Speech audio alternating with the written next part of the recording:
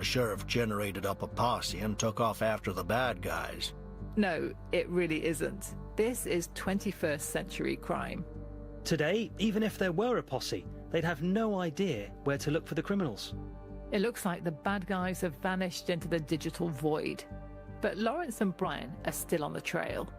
Brian tracks down a couple of the fake employees and finds not hardened criminals, but victims themselves. It was really heartbreaking to tell these people, look, you're part of a scam. They're going to cut you loose at the end of the month. And if you participate in this, you're breaking the law, blah, blah, blah. The fake employees, both women under the age of 35, thought they were working for a company that just needed help moving money abroad. Each of them received almost $10,000 of Bullet's money into their own bank accounts and were told to wire almost all of it, minus a commission, to Ukraine. One woman began to wire the money and then thought it was suspicious and stopped. The other went ahead. Then she found herself on the hook for the money when Bullet's bank came calling.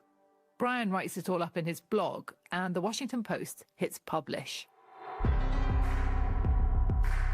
Soon, the ripples reach all the way to Russia and to Jabazus hacker, Aqua. They described the entire scheme. The bastards.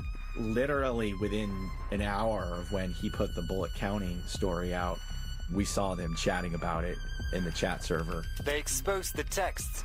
They laid out the entire scheme. I'm really pissed off. How did he know? Tank's in on the chat too. They were writing about us. Yes. Shit. Tank later writes, Now the entire USA knows about Zeus. And then it was cool because then I relayed that to him within minutes of when it happened. And it was like, oh my God, it's like, we are so up in their business right now. It's hilarious.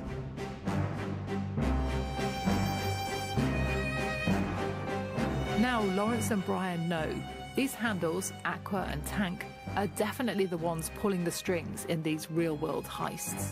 They dig more, and amid the hacking talk, they find chatter about lunch, cars and holidays.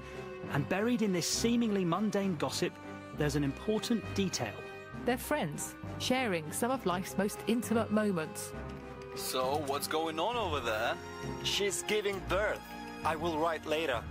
Okay, new dad. During this time, Aqua and Tank both become dads, and the pair are beaming about their newborns. But Lawrence and Brian aren't as alone as they think. Someone else has been eavesdropping on the celebrations in the Jabazus chat. And this revelation has gifted them a massive clue. Because, remember, every time a baby is born, their name is registered. And so are the names of the parents. The baby talk is a lead. It's a date and a time to chase. So while Aqua and Tank celebrate new lives, halfway around the world, a much bigger cavalry than Lawrence Baldwin and Brian Krebs is saddling up. Next time on Cyberhack, Evil Core. The FBI enters the scene. Thunder, riding out to meet thunder. Now we know exactly who he is.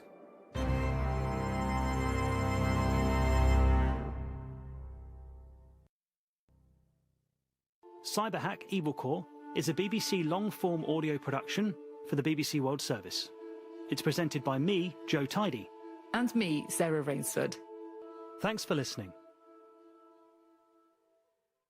That was Assignment from the BBC. I'm Saroja Coelho, and this is CBC Radio 1. Have a great day. Good morning, Manitoba. Hello, Winnipeg. I'm R.C. Marcusa. This is Information Radio. We're live in downtown Winnipeg. Thanks for being here on 89.3 FM, 990 AM on the app and on YouTube. We just call it CBC around here. It is going to potentially rain today in Winnipeg, mainly cloudy, 60% chance of showers, your high 6 degrees today. If you're listening from Brandon, you have this similar forecast, 60% chance of showers. Really gusty winds for you, though, this afternoon, and your high is going to be around 5. And if you're listening from up in Thompson, your day is going to be cloudy with a high of 3. Wherever you are, as I mentioned, thanks for being here. We're on air till 8:37 a.m. with the morning show. And let's say hi to the team. Mr. Darren Marash, there he is, behind the controls of YouTube with our visual stream if you're watching there. Good morning, Darren. Good morning to Abby Adeyemi, who is our senior tech on the show, behind the audio board. And we'll be on the air here as well with his dulcet tones covering the wet weather, although it's not wet yet. And Corey Funk is going to be on the air with us covering the commute. Corey directs the program here at CBC. So good morning to our team in Studio 15. In our news center, we have more team members, including Heather Wells, who's here with our headlines. Good morning. Well, the city of Winnipeg is revealing new details on its plan to limit homeless encampments. That plan designates certain areas as no-go zones and takes effect on November 17th. Sensitive locations like schools or camps that pose an immediate risk to safety will get the highest priority. We're going to hear more about this plan coming up. And 2 Dakota First Nations in southern Manitoba are suing Manitoba Hydro, the province, and the federal government. Dakota Teepee First Nation and Chinooka Dakota Nation allege the three have reaped billions of dollars in profit through hydro operations on part of the First Nation's ancestral lands. We'll hear more in our next local news at 6:30. All right. Thanks, Heather. Thank you. Right now, as I mentioned, cloudy 1 degree in Winnipeg. This show this morning has a lot of follows to conversations that you've been writing to us about. The first one's about Kenaston and the widening and the project that's proposed there to fix the bridges. Today is a significant day in that project. City Council is expected to vote on setting aside the $5 million to begin property acquisition to make it happen. So we're going to hear from some people that say this shouldn't happen. It's not a good plan. So stay tuned for that. In addition, Halloween around the corner. Jim Agapito, you can't beat this, went to a school to talk to some little ones about their costumes. Stay with us.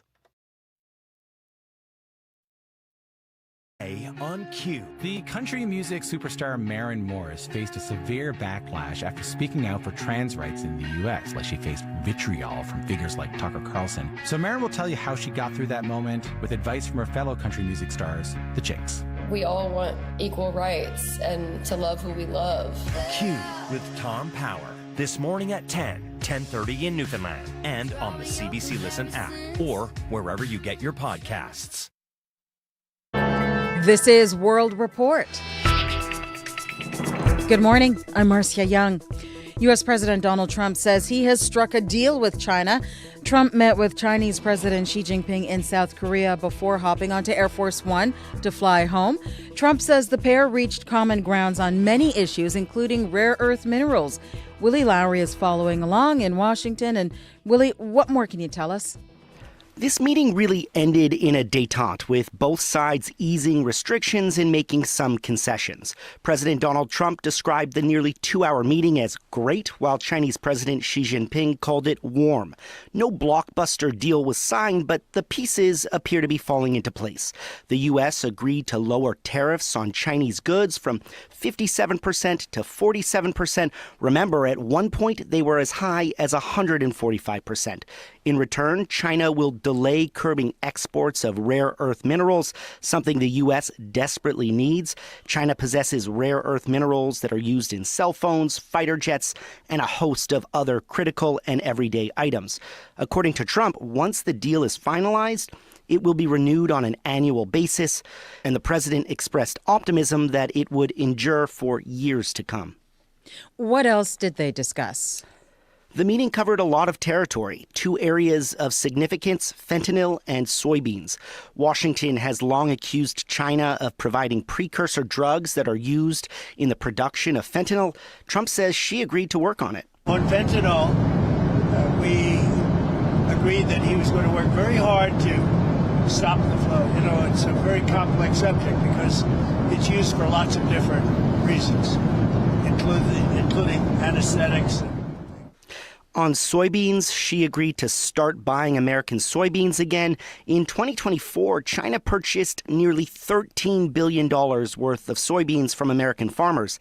But in response to President Trump's tariffs, halted all purchases, a huge blow to the U.S. agricultural sector. Trump said that China has agreed to buy massive amounts of the bean. The question now is whether it will return to the same level of pre-tariff purchases. Thank you, Willie. My pleasure. The CBC's Willie Lowry reporting from Washington. New submarines are a crucial part of Canada's strategy to assert its sovereignty and boost defense spending. A South Korean company is being considered as a possible manufacturer of those subs. Today, Prime Minister Mark Carney got a closer look at the operation. He's in South Korea for the APEC summit. The CBC's Murray Brewster has details. The Prime Minister was given a tour of a brand new KSS-3 submarine, built for the Korean Navy, launched a few days ago. The kind Hanwha Ocean wants to sell to Canada. The company has been fairly aggressive. It got to be one of the two preferred bidders by submitting a detailed $20 to $24 billion unsolicited proposal to the federal government just before last spring's election. South Korea put political weight behind the bid. The country's prime minister accompanied Mark Carney on the visit to the sprawling naval facility. There's one submarine in the water, and today it was flying a Canadian flag. Another is up on the skids in a construction shed. It's a not-so-subtle demonstration by the Koreans that their production lines are active and they can deliver 4 submarines to Canada by 2035, the Navy's deadline to retire the old Victoria-class boats. Carney's visit is also significant because it's a sign the federal government wants to move swiftly towards a decision. The Prime Minister visited the other shipyard in the race, Germany's TKMS, in August. He got to see an older version of the submarine that company wants to sell. It is possible a decision on which bid to accept could come next year. Murray Brewster, CBC News, Koje, South Korea. Hurricane Melissa is now churning towards Bermuda. It is a weaker Category 1 storm, but officials are warning the wind and rain will be severe enough to do considerable damage. I'm just cleaning it out. Yeah, clean it out right now. Yeah. I already don't eat anything yet, so I just want to get things to come back to normal. In Jamaica, people are just starting to dig out of the mess the storm left behind. Melissa was a Category 5 storm when it slammed into the island on Tuesday.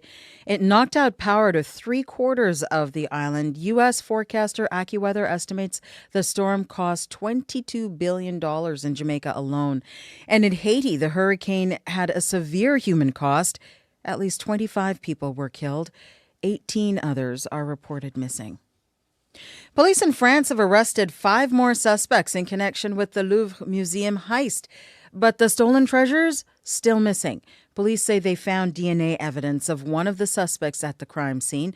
Nearly 2 weeks ago, thieves ran off with over $100 million in jewelry from the museum.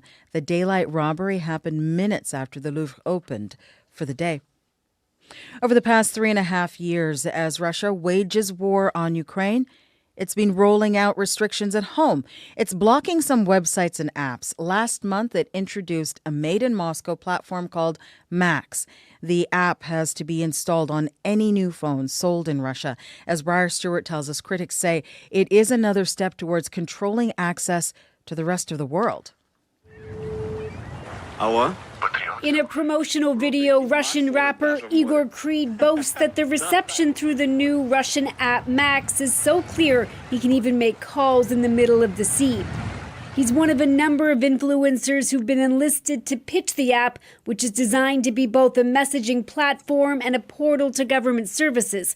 It's all part of the Kremlin's growing internet strategy. More and more restrictions, more and more governmental control. Boris Nadezhdin is an opposition politician in Russia and told CBC News he now carries 2 phones. One he uses for work and has Max installed. The other has a VPN, which allows him to access websites like YouTube, which are restricted.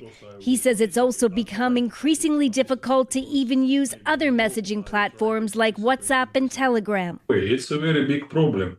A lot of Russian people has their relatives or friends abroad the Russian Federation.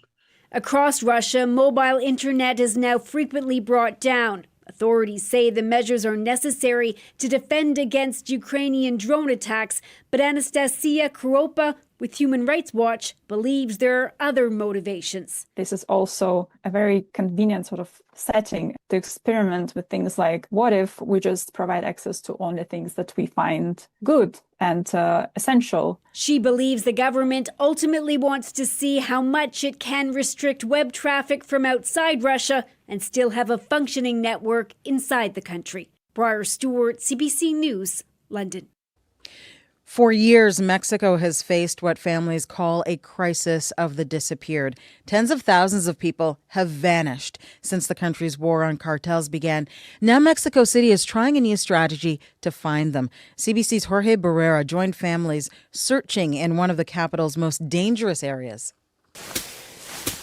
Machete in hand, Vanessa Gamez joins dozens of family members, firefighters, forestry workers, and cadaver dogs, all under armed escort, in a massive search for human remains in a remote and mountainous area south of Mexico City, known as a dumping ground for bodies. It's a very dangerous place because it's so alone and a lot of people is disappearing here.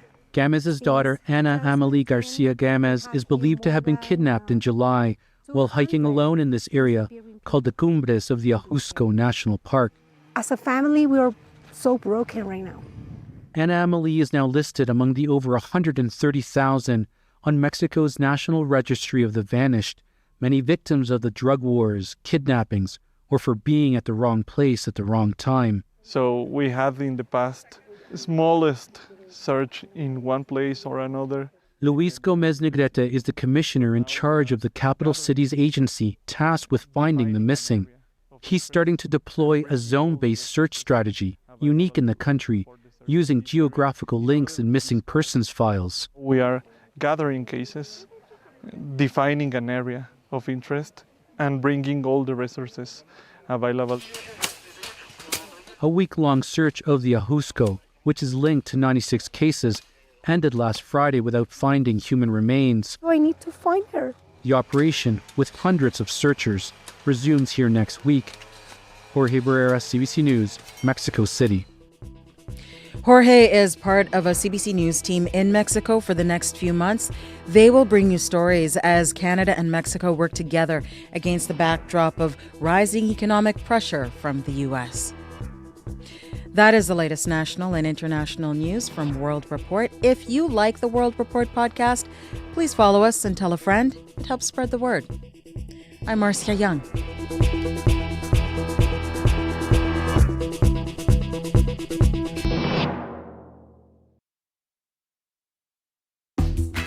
Good morning, everyone. How you doing out there this morning? I'm Marcy Marcusa. Thanks for joining us on Information Radio, 89.3 FM, 990 AM on that app and on YouTube.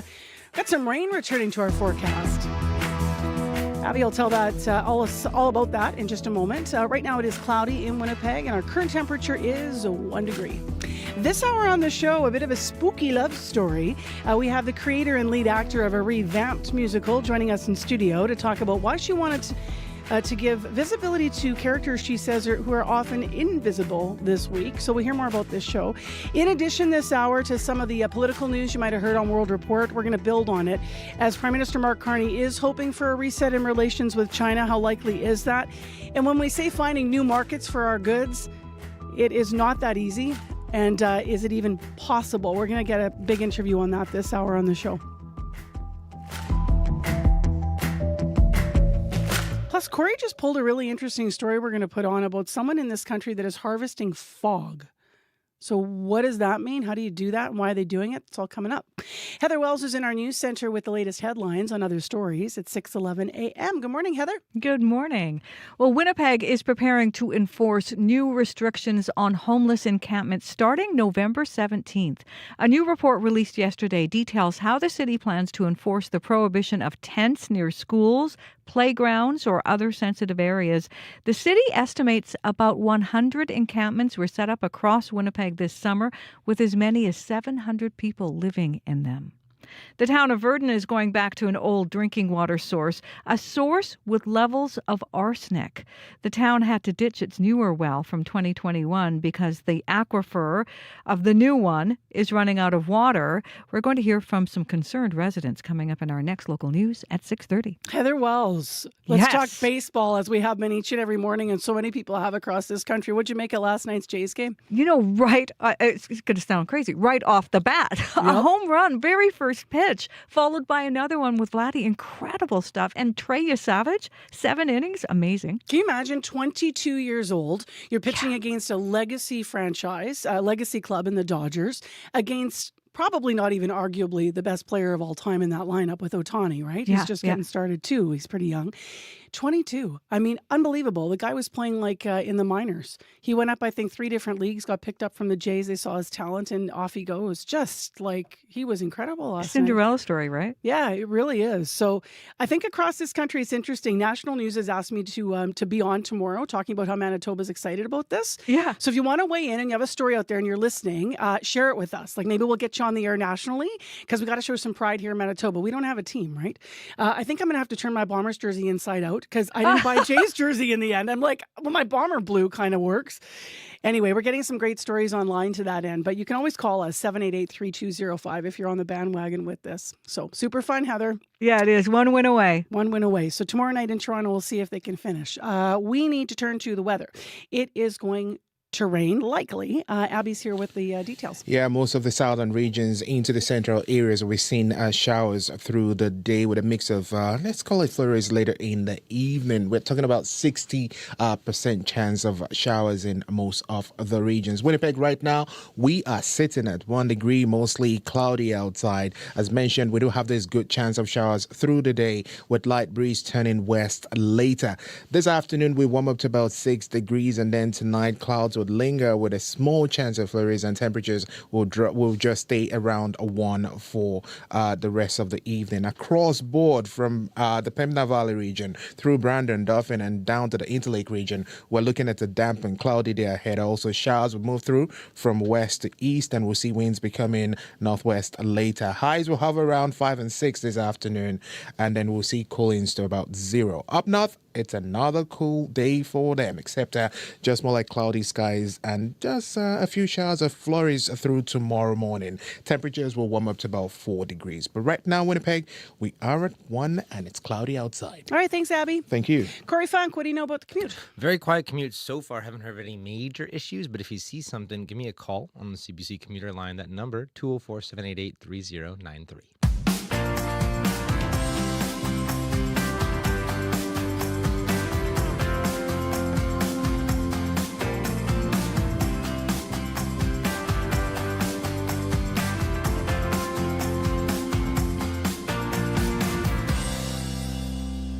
Well, first up.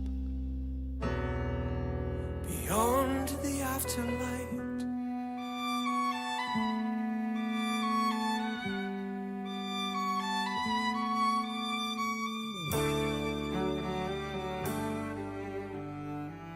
We're only giving you a taste of what you can expect in a show that you might have already been to. It runs through the weekend. We're listening to a song from Afterlight. This is a musical that tells the story of Wanda, who is a woman who lost her husband. She's a weary vampire, that she saves from burning up in the sun. So the show originally hit the stage in 2023. It's now revamped and it's back. The Keep Theatre and Rainbow Stage production has been running all week at the Centre Culturel Franco-Manitobain, with the shows, as I mentioned, wrapping up this weekend. Sharon Bajer is up early and in studio with us to talk about it. She's the co-creator, producer, and longtime artist in our community, and she plays the role of Wanda. Good morning. Good morning. So let's talk about Wanda. I mean, she's this is how she's described to me: an elderly, insomniac woman. The show touches on the themes of time, of loss. What part of her story was most important for you to tell, Sharon? Well, when we were conceiving the project, we wanted to take the vampire story in a different direction. And so we thought, what if this vampire was in love with an old woman? Because he can never get old, because he was turned into a vampire when he was very young, and he's longing to grow old. So he finds her very beautiful, her gray hair and her wrinkles, and the fact that she has a finite amount of time to live. And so that was sort of the base. And I just really wanted to explore an older woman in a theater piece, because we never really see large aspects of what we would say is a crone, or we see old women as witches, but this is an old woman who had a whole entire life and is passionate, and it's a love story. So you see this very old woman falling in love with a very young looking vampire, even though he's 500 years old. Right. How is it resonating with you playing this character? Well, I am not the age of Wanda, but I've been a character actor my whole life. So I think in theater school I played old ladies. I'm a very good observer. We met with a lot of octogenarians when we were working on the piece, and I don't know. I've always really been fascinated by aging, and especially women and aging, and this invisibility that they all talk about. Everyone says that. It's a thing. I don't know if everyone realizes this, but I mean, woman to woman, I can't tell you how many times I've been asked by women, have you reached the age of invisibility yet? One friend put it to me. Do you feel invisible yet? Like it's an inevitable thing. And it's interesting to see this playing out through sort of the work that you're exploring through Wanda when you're talking about the roles that usually someone might be typecast into, especially around love. Especially around love and love and passion and lust, even desirability. Desirability. We don't think about that. You wrote the play with your co-star Duncan Cox, who's a vampire. He's not a real vampire. He's a real. He's the vampire. We'll just throw that in there like it's a little aside. But this was actually a revamped version this time because it was 2023 when it first came out. You had time to sort of work through this. What did you change since the show's original debut? Well, every time you work on a project, it's so nice to revisit it because we had a great archival and we were able to leave it for a couple of years and then look at it and just tightening things up, taking things out that we don't need, taking bars of music out that we don't need, maybe some verses of songs. We changed a little bit of the structure, but essentially we kept everything intact, but just tightening it up, making it really zing. What's it like? Where does the music come from in the show? Tell me a little bit about how that came to be and how that's evolved as well. Oh yeah, so Duncan Cox is the composer. He's also my co-creator and performer. He is young. We started when he was 24. And he's an incredible lyricist and composer. And then once we got all the songs together, he brought it to our arranger, Paul DeGers, who is also our music director, and he orchestrated it for 6 instruments. And then we recorded it all before we did the show 2 years ago. So we have it all on Spotify. It's we have a whole album that people could listen to before they come. We actually have, I'm going to save some time. We have a song from the musical. We have I Could Live. Tell us just a little bit more about that particular piece. This is later on in the musical, and it's when Wanda, the old lady, decides that she actually wants to live forever and she wants the vampire to turn her so that she can stay with Razvan because she's getting close to death. And she tries to convince him that this would be a good idea. And it's the tables turn and we kind of wonder, well, who's the vampire here? People love that turn. We always get a gasp from the audience when she starts to pursue him as a being that wants to stay alive. You mentioned the audience. What's the response been like so far? Our response has been incredible. When we did it in 2023, I have never met so many people who came back again during the run. Young people, old people, everywhere in between. It seems to have this universal resonance. Duncan and I kept meeting people that say, "Oh, are you going to bring the show back?" So that's why we brought it. That's why we brought it back, and we wanted it during Halloween because it's thematically great. I think it has the potential to be kind of a little bit of a cult hit. It is. We're a small company, so we don't have a huge reach. Probably 2,500 people have seen it in the 2 times that we have done it so far. So we'd love to share it with more people. Well, we'll see where it goes for here after final shows with this run. Abby's got I Could Live, all queued up, Abby. So we're going to roll that. We saved some time. Sharon, thank you very much, and good luck with the rest of the shows. Thanks so much for having me. In Studio Live, Sharon Bajer, co-writer of the musical After. I could live with you. I could live with you forever.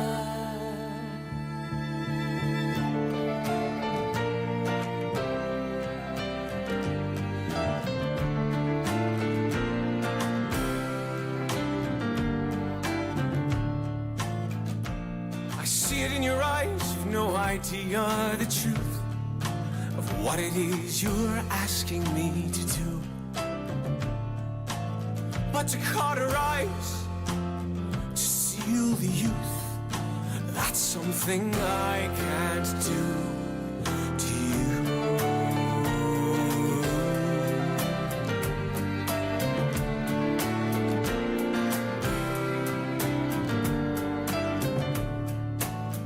Now don't you see that it'd be marvelous and wild? Adventure awaits our reprise. And I'll join you as moonlight's child. I swear by the dark of your eyes, I'll be here, I'll be fun, fresh exhumed from the end. I'll feel clear, I'll feel young, I'll feel human again. As the clock ticks away with its lies, you knock on my coffin and bid me to rise. 'Cause if life is more than the secret house provides, don't lock the door, the key to the other side. So bite my neck and drain the blood from my aged veins. Free me from these silent generational chains. We can live forever in the dark of night. I believe forever after light. Forever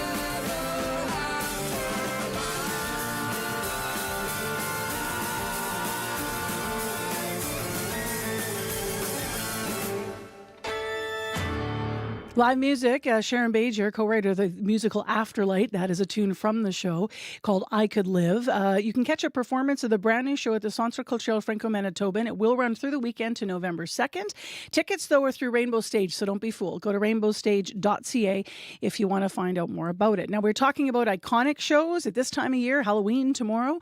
Coming up in the program this morning on the morning show, we are going to talk about Rocky Horror Picture Show.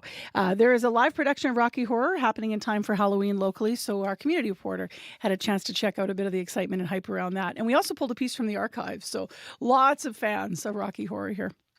Well, next on the show, let's turn completely to something else, international politics. Prime Minister Mark Carney says he's hoping to reset Canada's relationship with China and boost trade with the country again.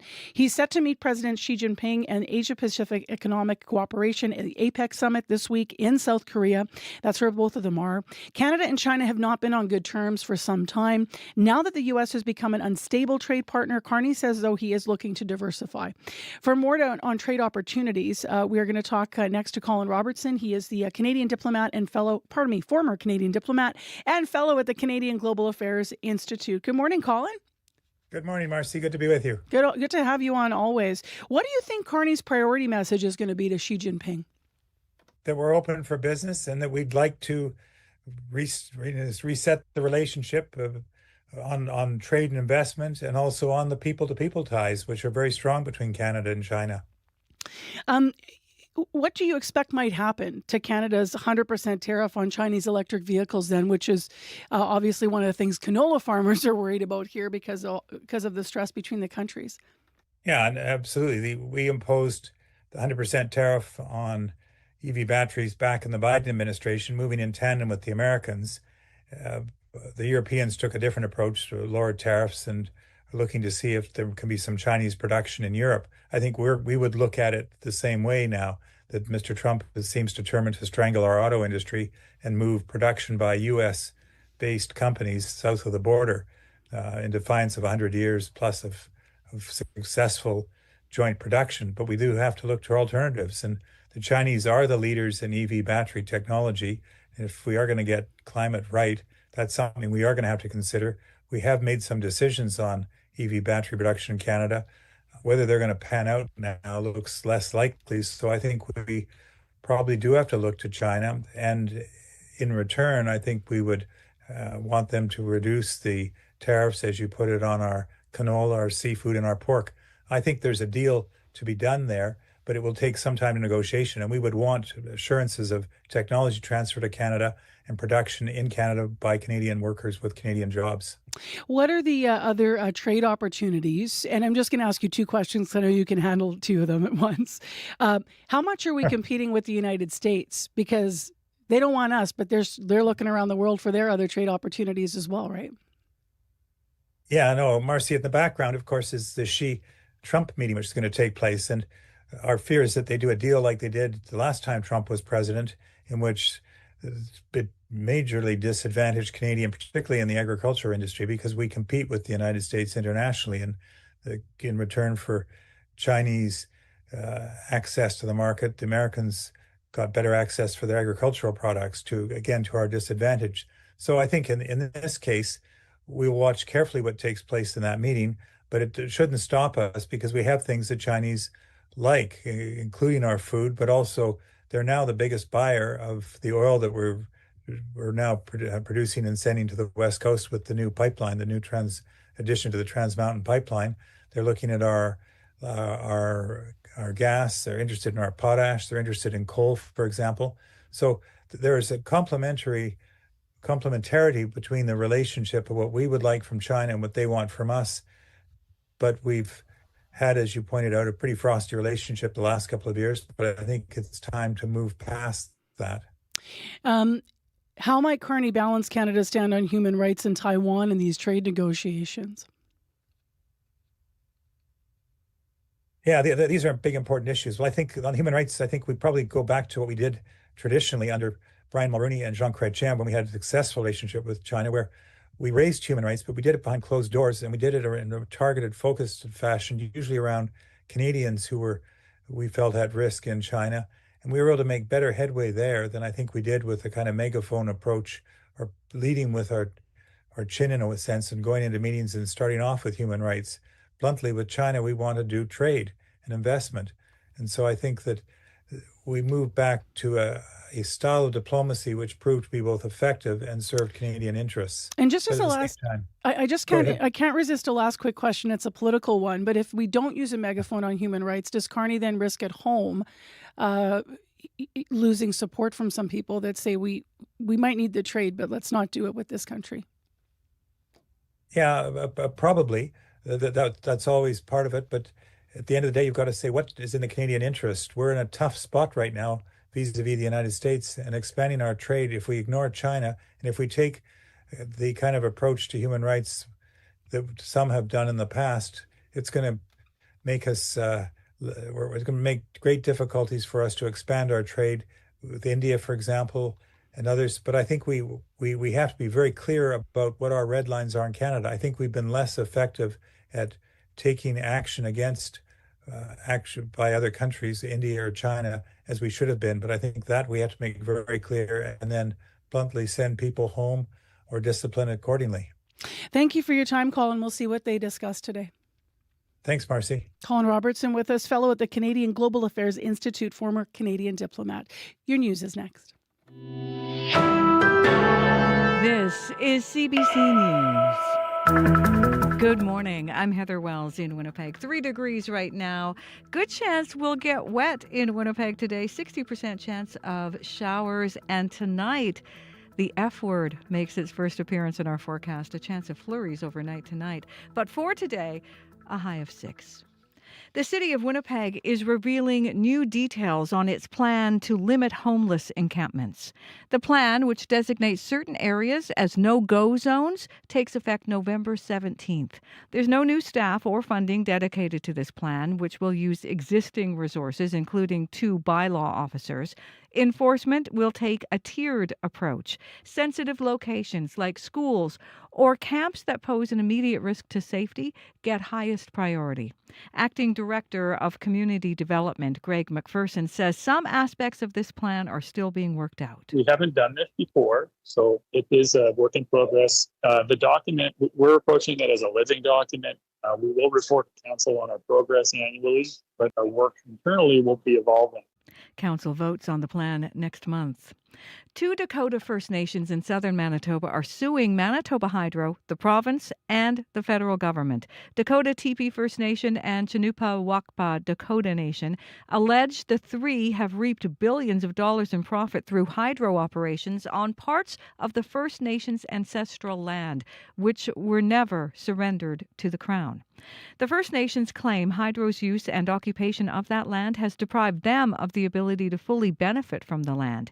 They're seeking a court order that would require Manitoba Hydro to pay them a royalty or a transit fee. They're also requesting legal title for the lands to which they claim to hold Aboriginal title. Manitoba Hydro, the province, and the federal government have declined to comment on this lawsuit while the matter is before the courts. A long-awaited review of Brian Pallister-era planning legislation concludes Manitoba's doing an inefficient job of reviewing city land use decisions. The former PC government granted expanded powers in 2021 to a provincial body called the Municipal Board. Its unelected appointees now have the power to overturn decisions made by elected councils in Winnipeg and elsewhere in Manitoba. A review made public by the NDP government on Tuesday found the board is taking too long to make those decisions. It also found it's inconsistent and not transparent. It recommends improvements, including publishing its orders and decisions online. The town of Virden is going back to an old drinking water source, a source with levels of arsenic. The town has had to ditch its newer well from 2021 because that aquifer is running out of water. On October 19th, Virden issued a drinking water advisory asking residents to reduce consumption of tap water.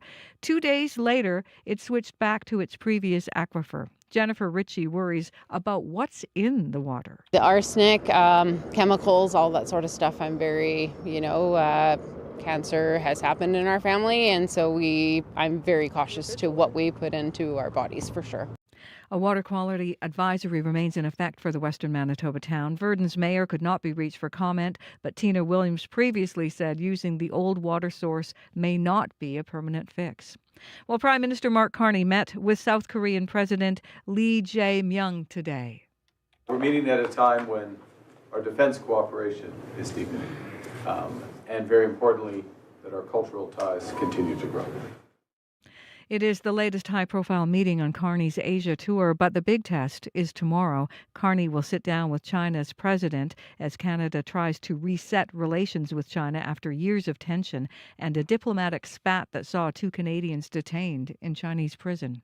Hurricane Melissa is now making its way towards Bermuda. It is a weaker Category 1 storm, but officials warn the wind and rain will be severe and potentially dangerous.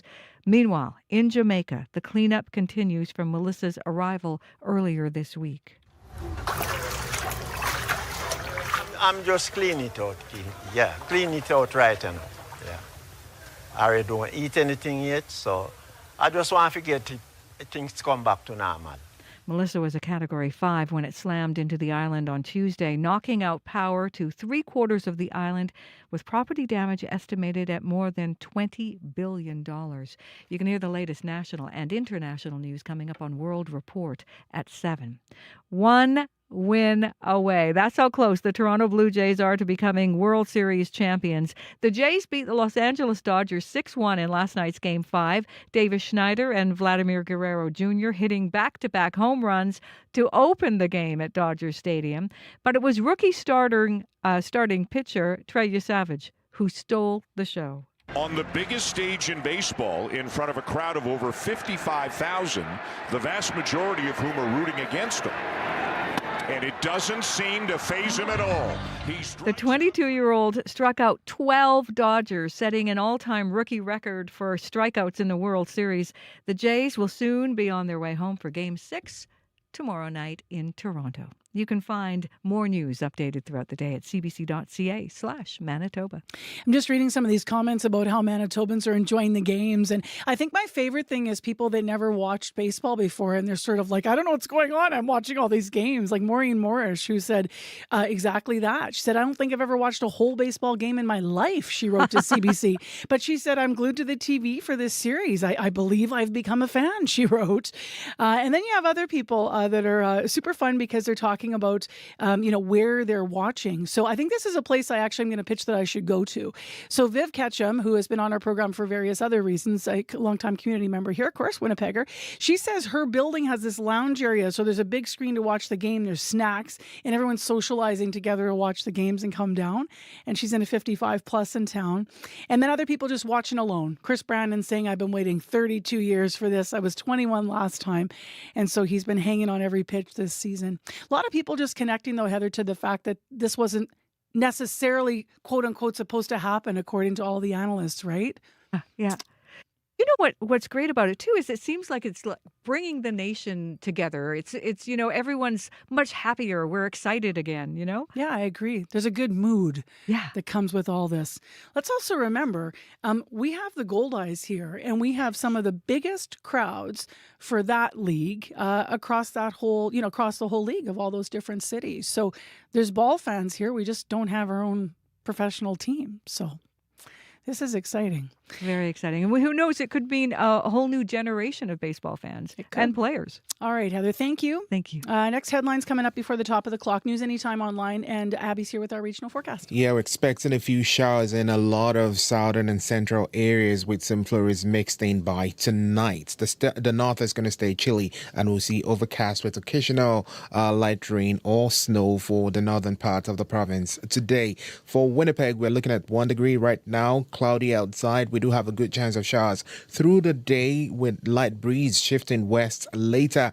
We warm up to 6 degrees, and then tonight we'll see more clouds roll in with a slim chance of flurries as temperatures deep around 1.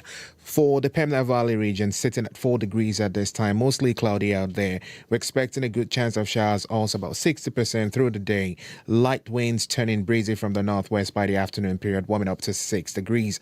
We head west to Brandon towards Nipo and surrounding communities. We're looking at clear conditions there.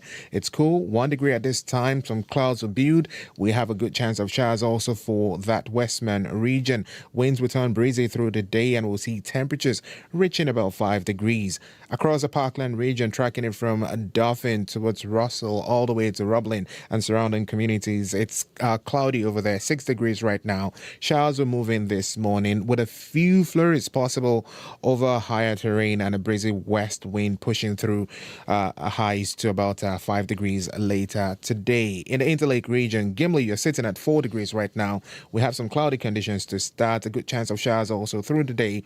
Light winds turning westerly this afternoon, highs around 6 degrees. Some scattered rain or flurries also coming your way later tonight into tomorrow morning. Now we move towards the powerful influence surrounding communities this morning. Partly cloudy there. We're seeing high temperatures around 4-5 degrees there. A good chance of morning showers. Then more cloudy conditions for the rest of the day. You warm up to you're going to stay around that 4 degrees for today. Thompson is at 0, cloudy there. The day stays more like an overcast day. You warm to about 3 degrees. That temperature would drop to about -3 overnight. And then for Churchill, 0 at this time, cloudy this morning. A good chance of rain and flurries through the day with some gusty winds, highs near 2 degrees. So cross-board, it's more like cool, cloudy, scatter showers, and the F-word flurries developing tonight in the northern and southern regions. Winnipeg right now, it's 1 degree. A quick look at the commute, Corey. Very quiet commute so far out there. Haven't heard of any major issues yet, but if you're out there, you see something going on, give me a call on the CBC commuter line. Sounds like there's a chance of flurries overnight, so we might see some more slippery conditions tomorrow. So maybe you might just want to start thinking about getting those winter tires on. If you see something, though, give me a call on the commuter line if you're walking, biking, driving. That number, 204-788-3093. Next on CBC, Hallie Cotnam's here with our business news. Good morning. Good morning, Marcy. So developments and trade disputes at home, but also in abroad. What is the latest? U.S. President Donald Trump said he had an amazing meeting with the Chinese President Xi Jinping today. Trump reduced tariffs on Chinese goods by 10%, so it's down to 47% now. In return, Trump says China will buy, quote, tremendous amounts of U.S. soybeans and reduce the export controls of rare earth minerals. Now, as we were discussing just moments ago, Prime Minister Mark Carney is going to have his own meeting with Xi Jinping. And the hope is that this meeting will improve relations after Canada, and this is just the most recent problems, Canada imposed 100% tariffs on EVs. China responded with a 75% duty on Canadian canola seed. This is the first formal meeting between Xi and a Canadian Prime Minister since 2017. Now, Marcy, you've probably seen that video of Trump and Carney sharing a dinner with other leaders yesterday. On his Air Force One flight back to Washington, Trump said that he and Carney had a, quote, very nice conversation at that dinner. But closer to home, more spice. Ontario Premier Doug Ford saying the U.S. ambassador to Canada should apologize to his representative in Washington after Pete Hoekstra shouted at David Patterson over that anti-tariff ad. Pete, you got to call Dave up and apologize. It's simple. You know, the cheese slipped off the cracker. I get it. You're ticked off. But call the guy up, because you're a good guy, and Dave's my champion. The guy is just instrumental in these trade deals down in Washington. And, you know, something, people get hot, they get heated. I get heated sometimes. But just call the guy up and bury the hatchet. Come on, Pete, you've been around for before Moses. Call the guy up and apologize. Let's start getting back on track. So some colorful talk there from Ontario's Premier. But just one other factoid related to our ongoing trade dispute, Marcy. New data out today shows a record amount of tourism last summer in Canada worth $59 billion with a healthy bump in domestic travel. We've spoken about how many Canadians are boycotting travel to the U.S. Because of the trade dispute. Make an exception for Blue Jays fans, though. StubHub estimates that 8% of the tickets it sold to the 3 World Series games in L.A. went to Canadian customers. And you could hear it last night. Yes. Let's go to another story. The online encyclopedia Wikipedia is facing competition now from Elon Musk. Yeah, it's an AI-generated rival, and it's called Grokopedia, launched by Musk's AI company this week. It has 900,000 entries, and that compares to Wikipedia's 7 million entries. Grokopedias are created and edited by Grok, which is an AI chatbot. Now, Musk has been critical in the past about what he and some others say is Wikipedia's left-leaning bias. And some users who've taken Grokopedia, or at least its beta version, for a test drive say it seems to reflect the political views of Musk. For an example, Grokopedia starts out by describing George Floyd as, quote, an American man with a lengthy criminal record. Wikipedia's article about George Floyd begins with describing him as a man murdered by a white police officer. Another example, Wikipedia describes Elon Musk as a, quote, polarizing figure who's been criticized for making unscientific and misleading statements. Grokopedia says Musk has influenced broader debates on technological progress and institutional biases amid criticisms from legacy media. So just a couple of examples of how these two online encyclopedias are different. We better hope everybody reads everything and gets out of echo chambers in the future here, boy. Good point. Finally, we heard yesterday about how tariffs are affecting pumpkin carving kits. You had that story. Today you have a story about how economic pressure is affecting trick-or-treaters. Yeah, you can expect kids' hauls to be more gummy and less chocolate. Global cocoa prices have more than quadrupled in the past 2 years, primarily due to poor harvests in West Africa, where 70% of cocoa is produced. So chocolate candy is a lot more expensive as a result. A U.S. market research company says that in the past 3 months, chocolate Halloween candy cost an average of $8.02 a pound, while non-chocolate Halloween candy, or filler, as I call it, cost an average of $5.70 per pound. So in any case, at my place, Marcy, trick-or-treaters are going to be ringing the doorbell. We're going to be on the other side of the house watching Game 7, or rather Game 6. So I guess I'll be putting my bowl out on the porch. I think, honestly, poor Canadian kids who are going trick-or-treating, because a lot of people are just going to be hunkering down watching the ball game. It's like, here, free for all. Just put your hand in the pumpkin. Go for it. Take care, Hallie. We'll talk to you tomorrow. Take care, Marcy. That's Hallie Cotton with our business news.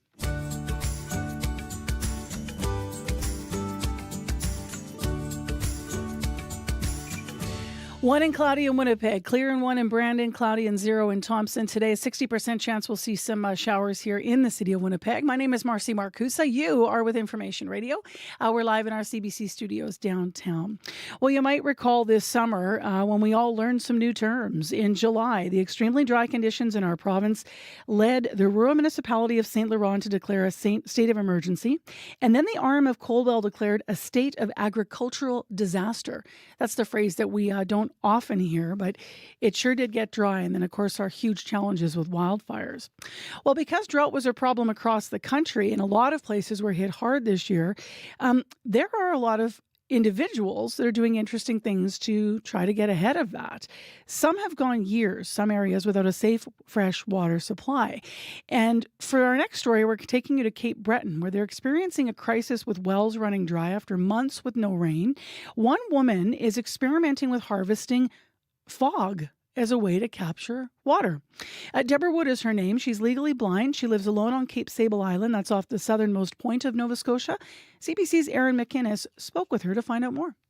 It's being done in Africa and it's being done in South America, where they hang fog nets, and then the nets capture little droplets of water from the atmosphere, and then that goes into a trough, and then the trough feeds a container. If you were to Google fog harvest nets, all sorts of information would come up on the computer about that. Initially, I was using, they were furnace filters, a specific type of furnace filter, and I just had them arranged in such a way. I just copied what I had seen on a YouTube on the internet. I actually had kind of like a little breezeway in between some little sheds that I had, and I just took an extension cord and a little fan that would push the air through the nets, and I had a plastic box under them to collect the droplets. I just had it go directly into like a fish box. So I would wait to a night when we had like what we call good heavy air, and I would just set up this little flow fan in front of my little filters. It's sort of like a plastic weave, I guess. It's the furnace filters, like for the old oil furnaces. So I wasn't getting a lot. I was getting like 2 liters a day. 2 liters is pretty good, though. Well, it is, except I've got 3 dogs and 16 chickens, so I need more water. The other way to do it is something called an atmospheric water generator. It looks like a water cooler, and it basically works like a dehumidifier. It draws the moisture out of the air, and then it purifies it by putting it through reverse osmosis, and then it remineralizes it so that you can have drinking water. It's called a water gen, and when you've got a high enough humidity, it'll take the water right out of the air and purify it for you so that you have potable water. You mentioned that you've rewilded. You're rewilded the property. I've got the greatest colony of bees and pollinators. How does that contribute to water conservation there? Well, trees and tall grasses, tall plants, weeds, is shade. And when the night air comes in with the dew, it clings to the leaves and the grasses and the bushes. And you might wonder, where are animals getting water right now? Like, where do bees get water? Where do birds get water? We're dry. We've had 4 months of dry weather. Well, they get it in the morning from the leaves on the trees. And when your night air comes in, and it's the night air that will have the moisture, it condenses on the greenery. And the longer that you can hold on to it, the better chance you have of it being absorbed by the soil. We need the water to sit and hold so that it can recharge the aquifers. And, if we don't make some effort to restore our water cycle, we're not going to have water. Super interesting, isn't it? And then it's logical, obviously, when she starts to explain all of it. That is Deborah Wood. She lives on Cape Sable Island. She's explaining there why she started experimenting with harvesting fog as a way to capture water. She was in conversation there with the CBC's Aaron McInnes. We carry a world of information in our pockets because we want to know. It's news you can trust, delivered when you want and where you want on Canada's News app.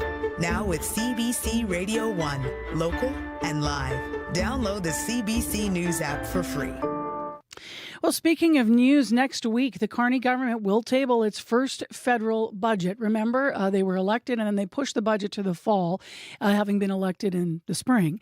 That budget's going to give all of us in Canada a closer look at what the government is and is not prioritizing. Environmental groups in particular are going to be watching closely. They want to see how Ottawa will balance investment in Canada with climate action. And the Carney government has been dropping nuggets that they are going to be prioritizing some climate action.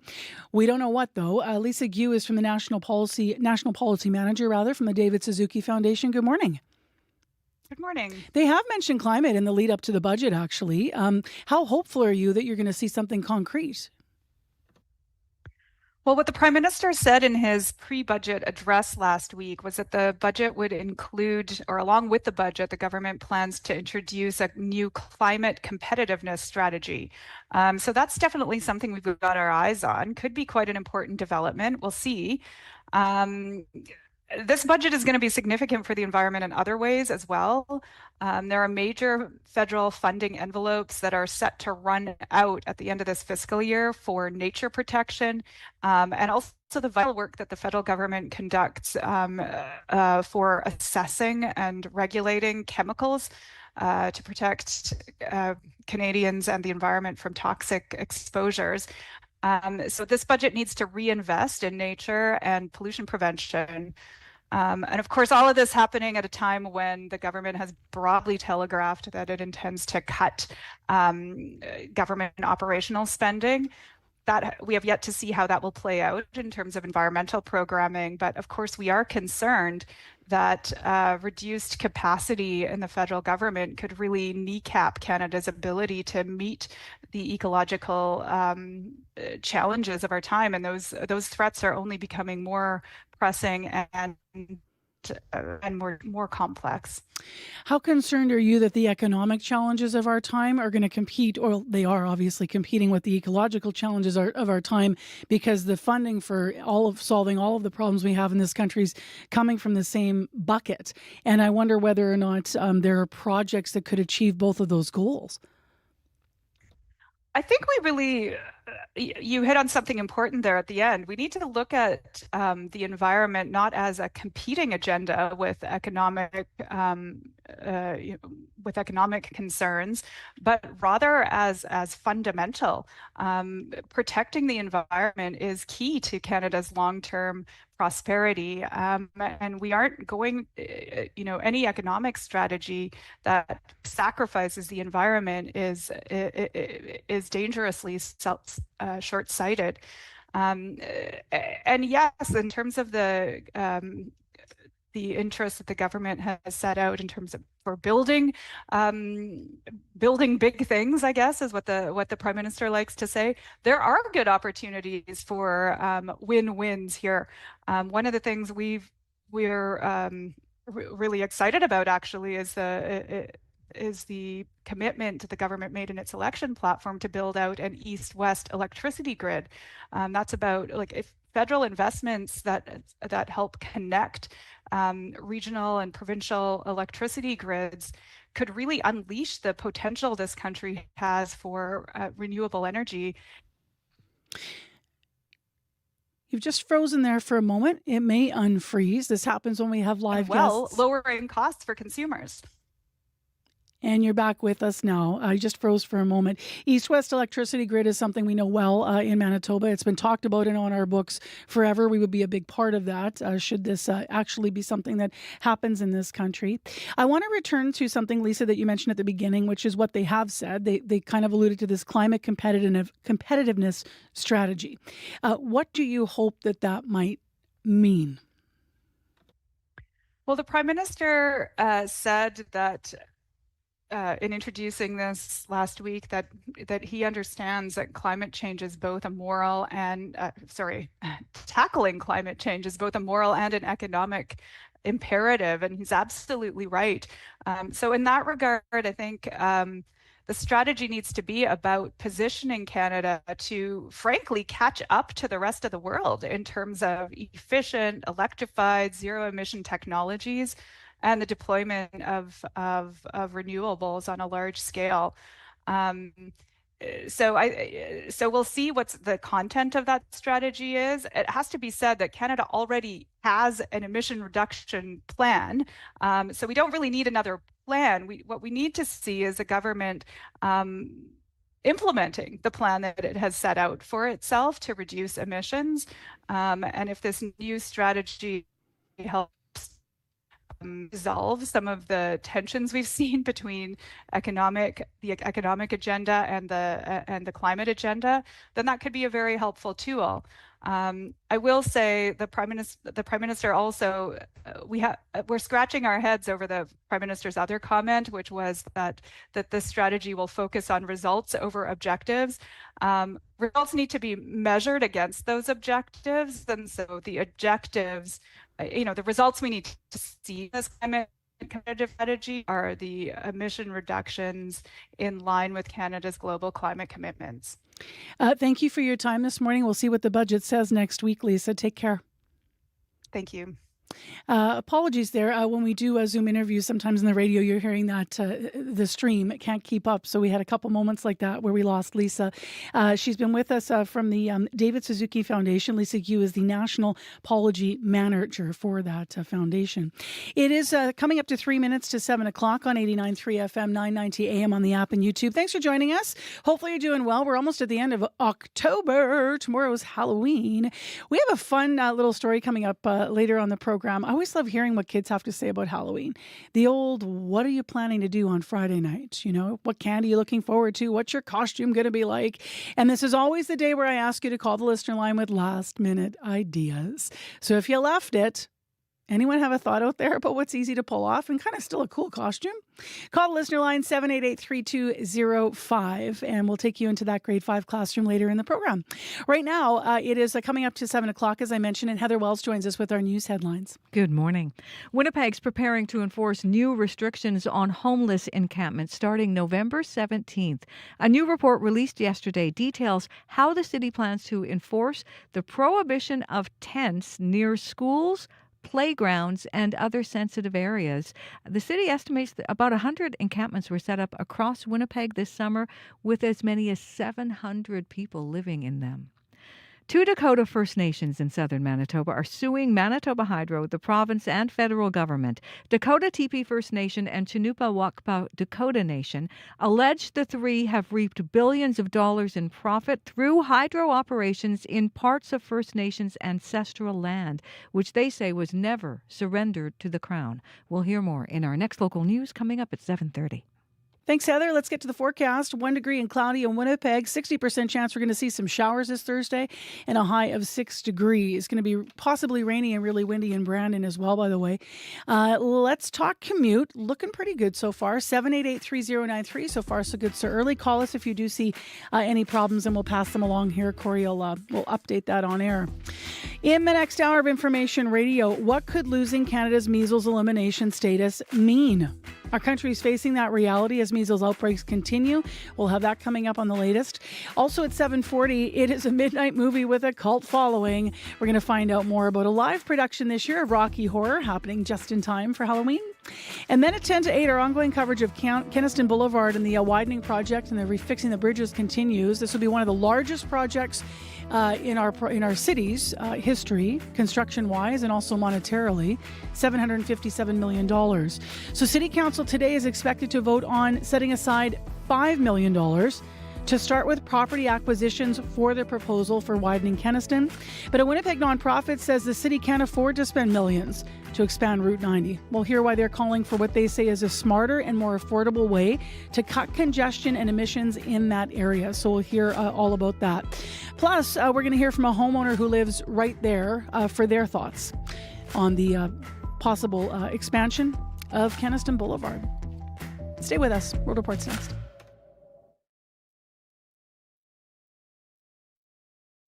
Today on The Current. Leqembi delays the progression of the disease by targeting its underlying causes. I'm Catherine Cullen. Canada has approved the first drug that targets the root causes of Alzheimer's disease. But some doctors worry what they see as small improvements for patients aren't worth the high cost and side effects. That's coming up on The Current. The Current. This morning at 8:37, 9:07 in Newfoundland.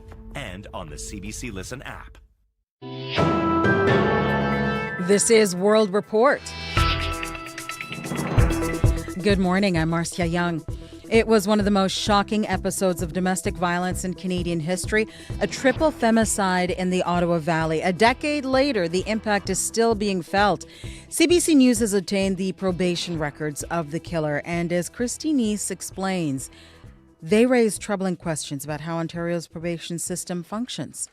We have a complete lockdown of 2 townships. In 2015, 3 women were murdered at separate locations west of Ottawa in one morning.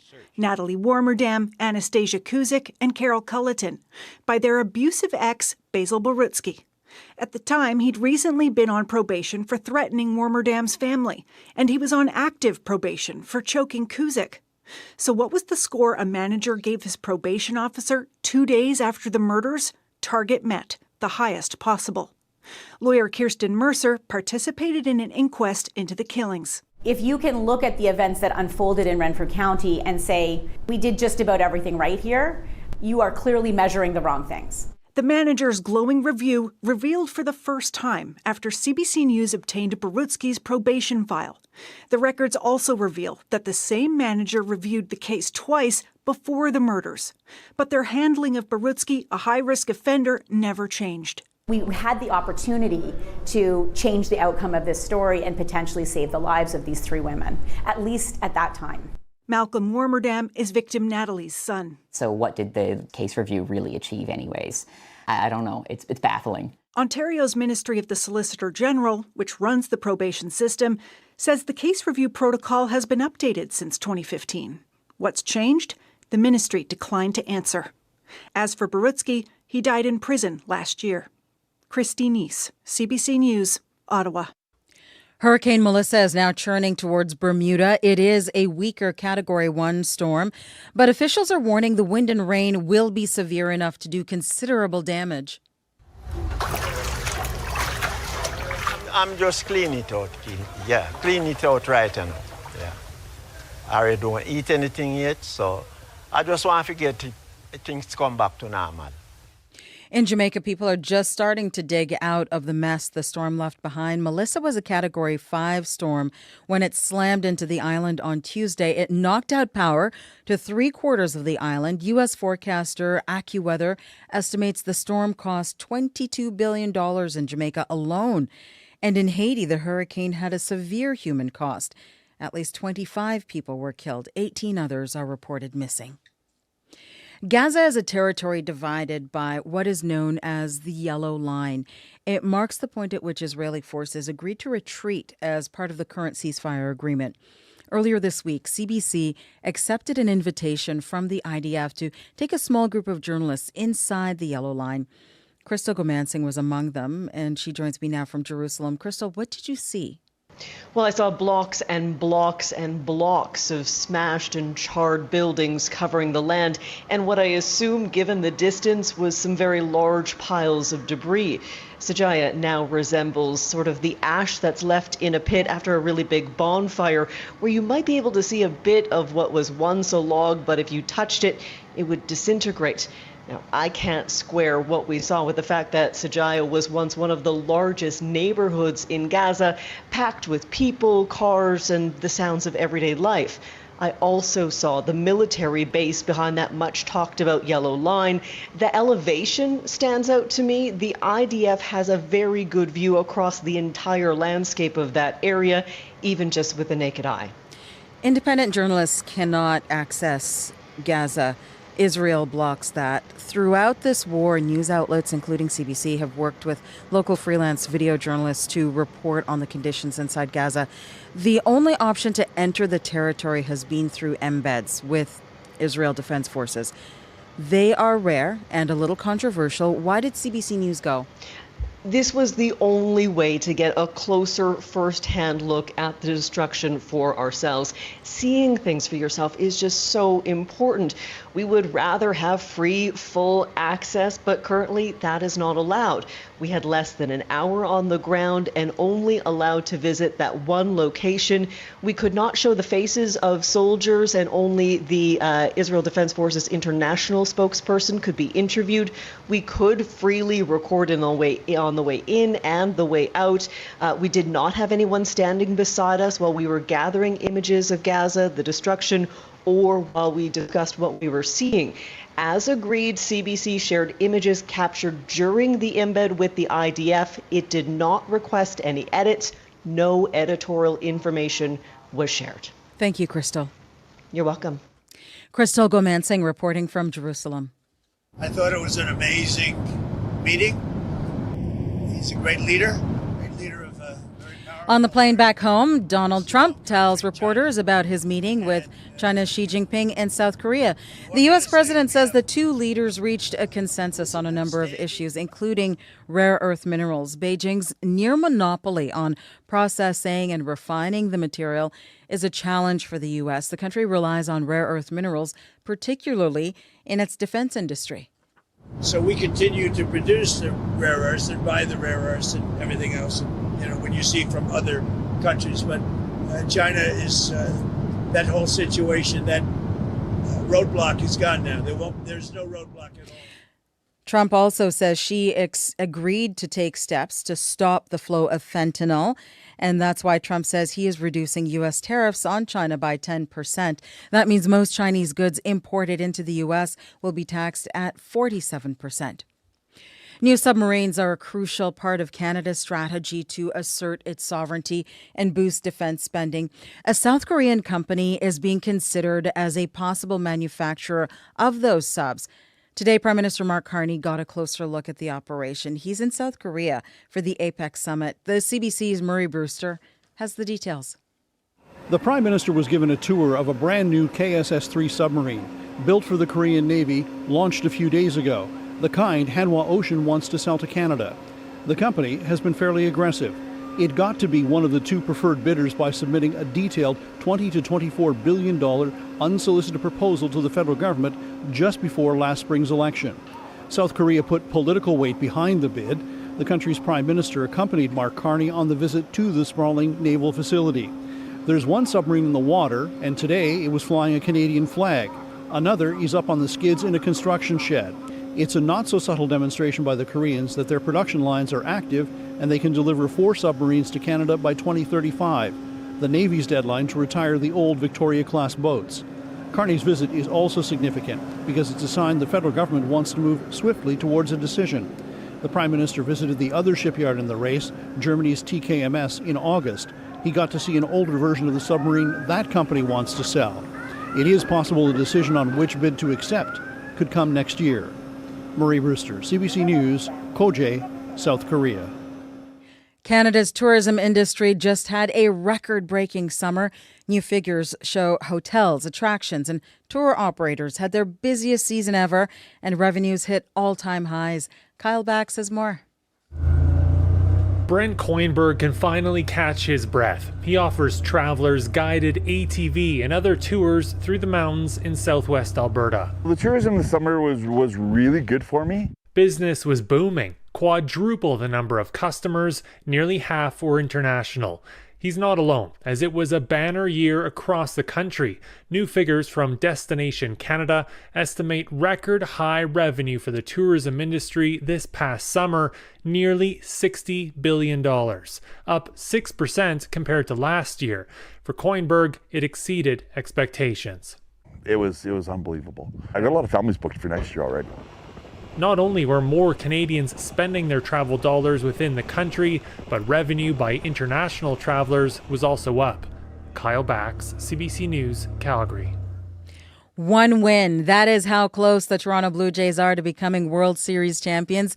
The Jays beat the Los Angeles Dodgers 6-1 in last night's Game 5, and it was rookie starting pitcher Trey Yesavage who stole the show. On the biggest stage in baseball, in front of a crowd of over 55,000, the vast majority of whom are rooting against him. And it doesn't seem to faze him at all. The 22-year-old struck out 12 Dodgers, setting the all-time rookie record for strikeouts in a World Series. The Jays will soon be on their way home for Game 6 tomorrow night. That is the latest national and international news from World Report. News anytime, cbcnews.ca. I'm Marcia Young.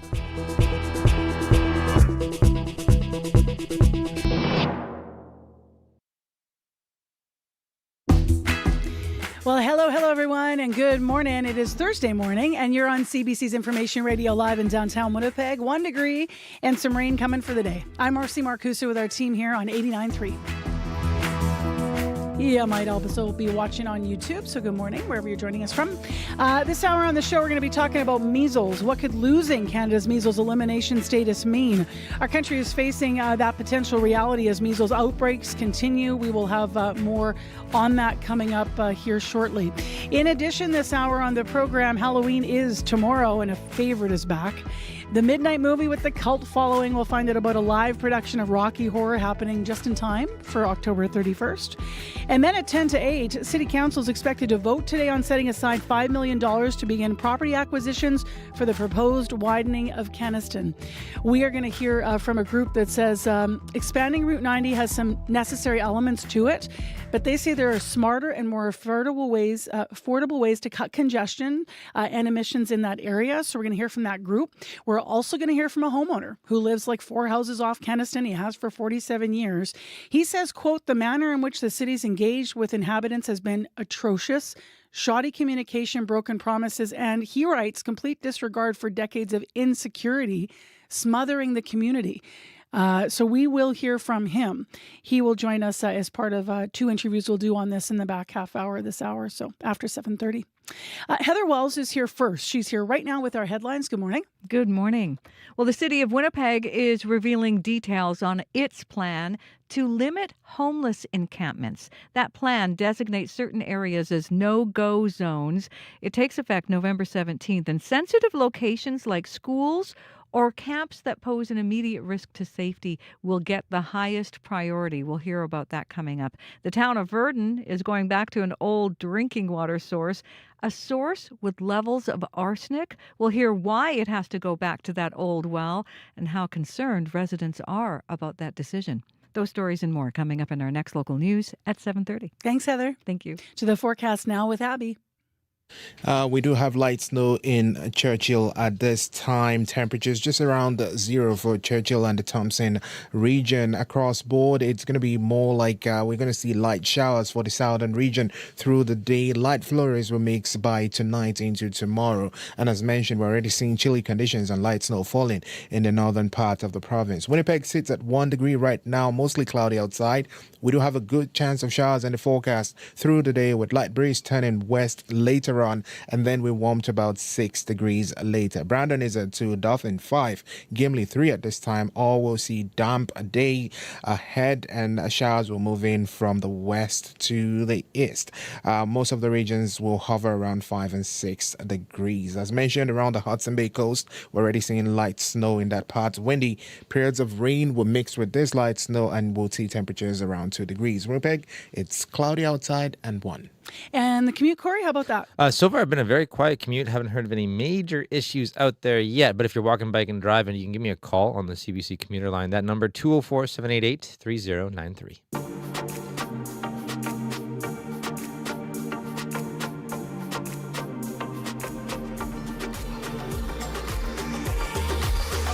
Well, as I just mentioned, tomorrow, Halloween, and a lot of people thinking about something spooky to watch. This year marks the 50th anniversary of a Halloween favorite, the Rocky Horror Picture Show. Initially thought to be a flop when it was released in 1975, the movie slowly but surely started attracting this cult following from a young and quirky audience. Now, at 7:40, we're going to find out about that live performance of Rocky Horror that's on this weekend in Winnipeg. But first, we thought we'd dig into the archives and take a trip back in time with this story, because Rocky Horror is very popular all over the world. For the film's 10th anniversary in 1985, CBC correspondent Alan Garr was at a raucous midnight screening in New York City. The Rocky Horror Picture Show was produced when 20th Century Fox sniffed a profit in an award-winning London play.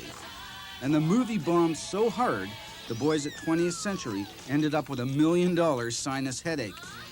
But the film survived and slowly, steadily built the most unusual cult following of any film ever produced. What has made this movie unlike any others is the kids. Like these kids. They don't just come to the performance time after time after time. They become the performance. They dress the part. They take on the characters. Like Brad and Janet. Why did you dress up? I mean, I'm sure you've gone to other movies where you didn't dress up. Well, this one had a certain something. In school, I was the nerd, geek, spaz, social outcast, as it were. But, so I identified with the character Brad. I was Brad and he was me. Participatory theater. Film and audience blend. There is a wedding. The kids throw rice. The whole idea, the lyrics, the music, and the plot line sprung from the gleaming dome of this man, Richard O'Brien, who is Riff Raff.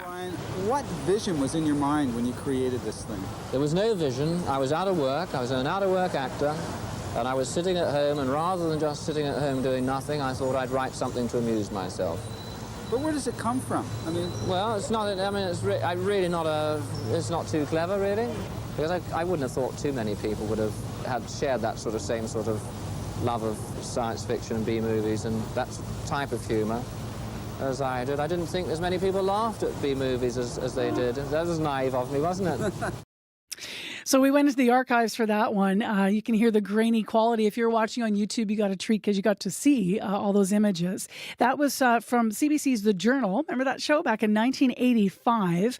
And that was the 10th anniversary of Rocky Horror. Alan Garr, who worked at CBC at the time, a correspondent, was at a midnight screening in New York City. Now, coming up at 7:40, you don't have to travel anywhere to see Rocky Horror this weekend. There's a live stage production of the musical on in Winnipeg, and we'll hear all about it. North of North is in fashion, literally. CBC and the WAG are partnering to present Crafted on the Catwalk November 4th, a fashion show featuring cast members of the breakout comedy displaying designer clothes from Manitoba and the North. Then shop for fine handmade goods at Crafted Show and Sale November 7th to 9th. Visit cbc.ca/Manitoba/community for more, including an exclusive North of North screening and meet and greet. And Up to Speed, our afternoon show between 3 and 6, will have special coverage of that, so make sure you check that out. Next on the show, let's talk about measles. Canada is on the verge of losing measles elimination status. This is something we've had since 1998, given to us by the World Health Organization. The designation means this. It indicates measles was not spreading throughout our communities. However, right now, Canada has the highest rate of measles infections in all of the Americas. That's according to the WHO. Manitoba is logging new cases as well every month. Julie Lajoie is a virologist and University of Manitoba assistant professor who researches infectious diseases, and she is here to talk about this. Good morning. Good morning. It's interesting because we've been following this along, right? This threat of losing this status. And so here we are this fall, right in the heart of sick season. What would it mean if we do lose the status? It's infuriating because we should not be there. It means that we put the life and the health of our kids at risk for no reason because we have a vaccine that works extremely well at preventing measles, and just means that parents have stopped deciding getting their kids vaccinated. What's the impact on Canada if we lose that designation? Do people make for example, travel decisions to countries based on these things and such, or what might be that broader issue for folks? Yes, there's definitely going to be some countries who are going to put the travel advisory for Canada, saying that measles is now circulating at a community level. So for people who have young kids not vaccinated, for example, or who are immunosuppressed, Canada won't be their main place to visit, because it's going to be more dangerous for their children. At the Canadian level, that means a lot of work for our public health agency to try to regain that elimination status. Will take a few years to go back there, increasing vaccination rate.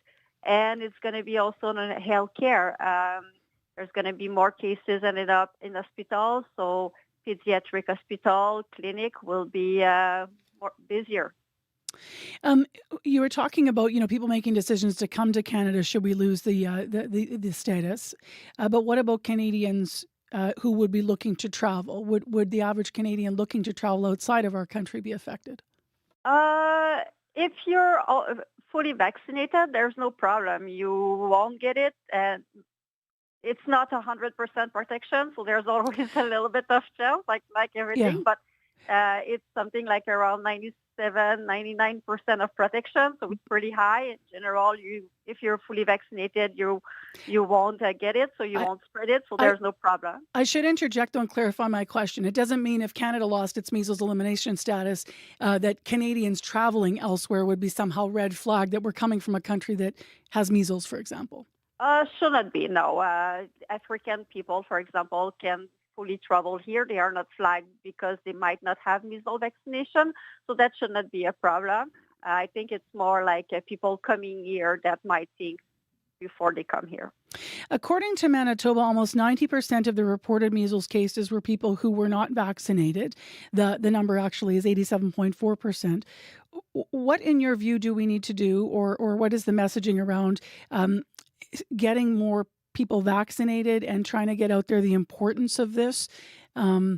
Do you think it's a lack of education around people's understanding that maybe there's a public awareness somehow, or health information that is not getting to people? What's your sense of how we improve this?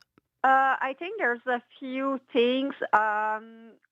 Vaccination has been kind of like so good that we stopped seeing measles.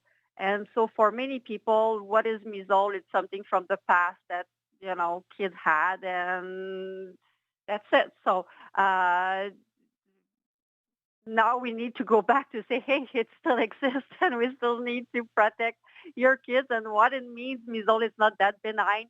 It in 60 to 70% erase the memory response. So all the little viruses that you fought before, you got back. You're now susceptible again to all of that. So it make higher risk for kids. There's some deaths we saw too in Alberta, some in the States too. There's a condition that comes about 7 to 10 years later in 1 to 2 kids out of 1,000. That leads to death. It's inflammation in the brain. So it's not benign. So we need to talk about what is measles, what is important to get that vaccination. It's also super important to fight misinformation. There's so much misinformation. Now, unfortunately, the health secretary in the States have been one of the biggest promoters of some of those misinformation about measles vaccine and autism. These are not true. The facts are that measles vaccine is safe, is efficient, doesn't lead to autism. It's really going to be important to go back to the basic public health, to have messaging, really strong, good communication, build link with communities. And maybe as a population, we need to restart thinking, do we want to have measles vaccination mandatory to start school? And if we do, what are the exceptions? Or do we just leave only medical exceptions so majority of people will get vaccinated and not just use those exceptions for any philosophical reason? Just as a last question, what in your view could, if anything, be done at this point to keep our measles elimination status in Canada?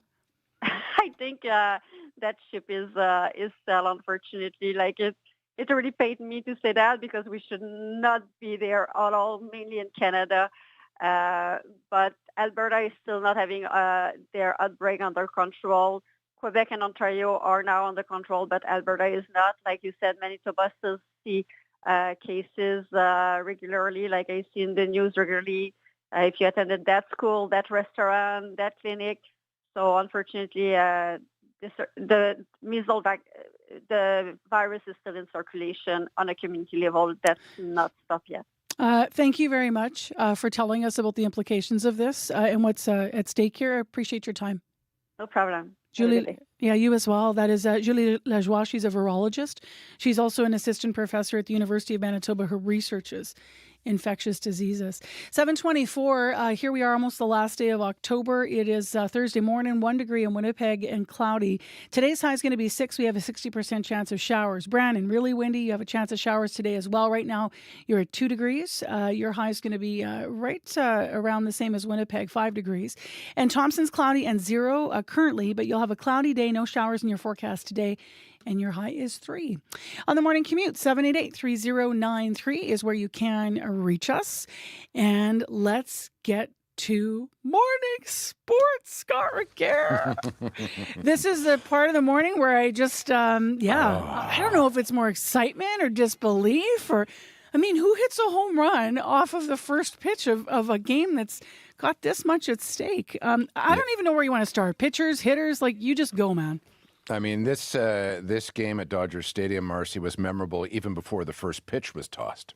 True patriot love that only us command. Rufus Wainwright with a twist on "O Canada," Marcy, before the game. The Montreal Rays singer sang "That Only Us Command" instead of the real lyric "In All of Us Command," the change-up echoing the one made by fellow Canadian Winnipegger Chantal Kreviazuk ahead of the final for hockey's Four Nations Cup this spring. Rebukes both to Donald Trump's 51st state comments, and in last night's case, Marcy, a sign of things to come on the field. Toronto's first two batters hit homers, Davis Schneider, Vladimir Guerrero Jr., giving the Jays all the offense they would need, it turns out, to take a lead in the Fall Classic. Let's talk about contributors to the win. I mentioned pitching, and then you already talked about hitting. But, I mean, how do we not talk about Trey Savage this morning? Yeah, and I'll talk about him in just a sec. First, though, Vladdy Guerrero Jr., because he hit the game-winning homer, Marcy, for the second outing in a row. If the ballots were to be counted today, I'm pretty sure Vladdy would be your playoff MVP. He's now hit balls out of the park 8 times in October. That's only 2 behind Randy Arozarena for the most in a single postseason. And yet, as you alluded to, Guerrero outshone by the guy on the mound, Trey Savage striking out 12 batters. That breaks the rookie World Series record set by Brooklyn Dodger Don Newcomb back in the 1940s. But unlike Newcomb, Savage didn't walk anybody. And after the game, he was trying to let it all sink in. I'm waiting for life to slow down and just be able to collect my thoughts and my feelings on this crazy year. But being surrounded by vets is a great thing for the future of my career. They've treated me the best I could have ever asked for. So going forward with other rookies that come up, I'm going to remember how I was treated when I got here. Pay it forward. I love that. Also loved watching some of those vets, Marcy. Max Scherzer and Kevin Gossman embracing Savage like proud dads when the 22-year-old came out of the game and into the dugout. This Jays team feels a lot like family after this month-long playoff run. A family that could win a championship on home soil tomorrow night. The trophy awarded, remember, to the best team in America's national pastime. I'm sure Rufus Wainwright would have a thought about that. Let's talk about something else, even though I kind of don't want to. We're going to slide in some other sports here. We're getting set for the conclusion of the ball season. There's a lot more going on. What do you want to highlight today? Well, the Jets, they're back in action tonight, hosting Jonathan Taves' former team, Chicago, who have actually been pretty good early in this season. If the playoffs started today, they'd be in, which is shocking enough. Meanwhile, quite an occasion, Marcy, in international footy. 4 years after Afghanistan's women's team fled their homeland amid the Taliban's takeover, they're back on the soccer pitch, this time as refugees at a tournament being held in Morocco. Although they lost their match yesterday, Captain Fatima Hadari says on-field results at the moment are secondary. I feel safe as a woman to have a normal life, to play, to dream. And what makes me sad is there are still some girls that are not playing, but they hope to be. That's why I carry the dreams of all girls and women in Afghanistan that back home that want to play or want to perform. The team played its last official match in 2018. The Taliban regime shut down all women's sport after returning to power in 2021. So this is a FIFA-sanctioned tournament in Morocco and comes after years of lobbying by human rights groups. It represents a major first step, Marcy, in the fight to be officially recognized as a national team again on the global stage. All right, Scott, we'll talk to you tomorrow. Thank you. You bet. Still ahead on the show.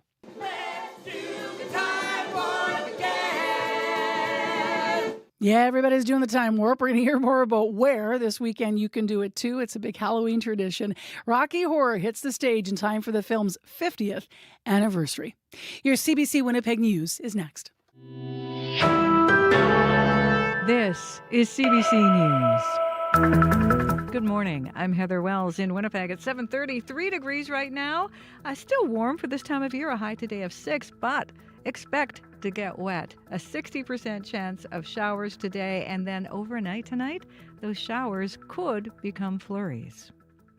Winnipeg is preparing to enforce new restrictions on homeless encampments starting November 17th. A new report released yesterday sets out details of how the city will enforce the prohibition of tents near schools, playgrounds, and other sensitive areas.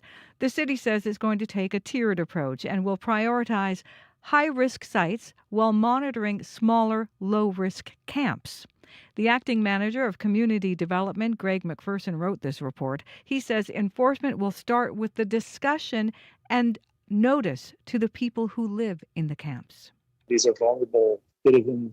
We aren't going to go in and try to hurt anyone. I think it's just to work in collaboration with our outreach partners to make sure that our approach is as reasonable and compassionate as possible.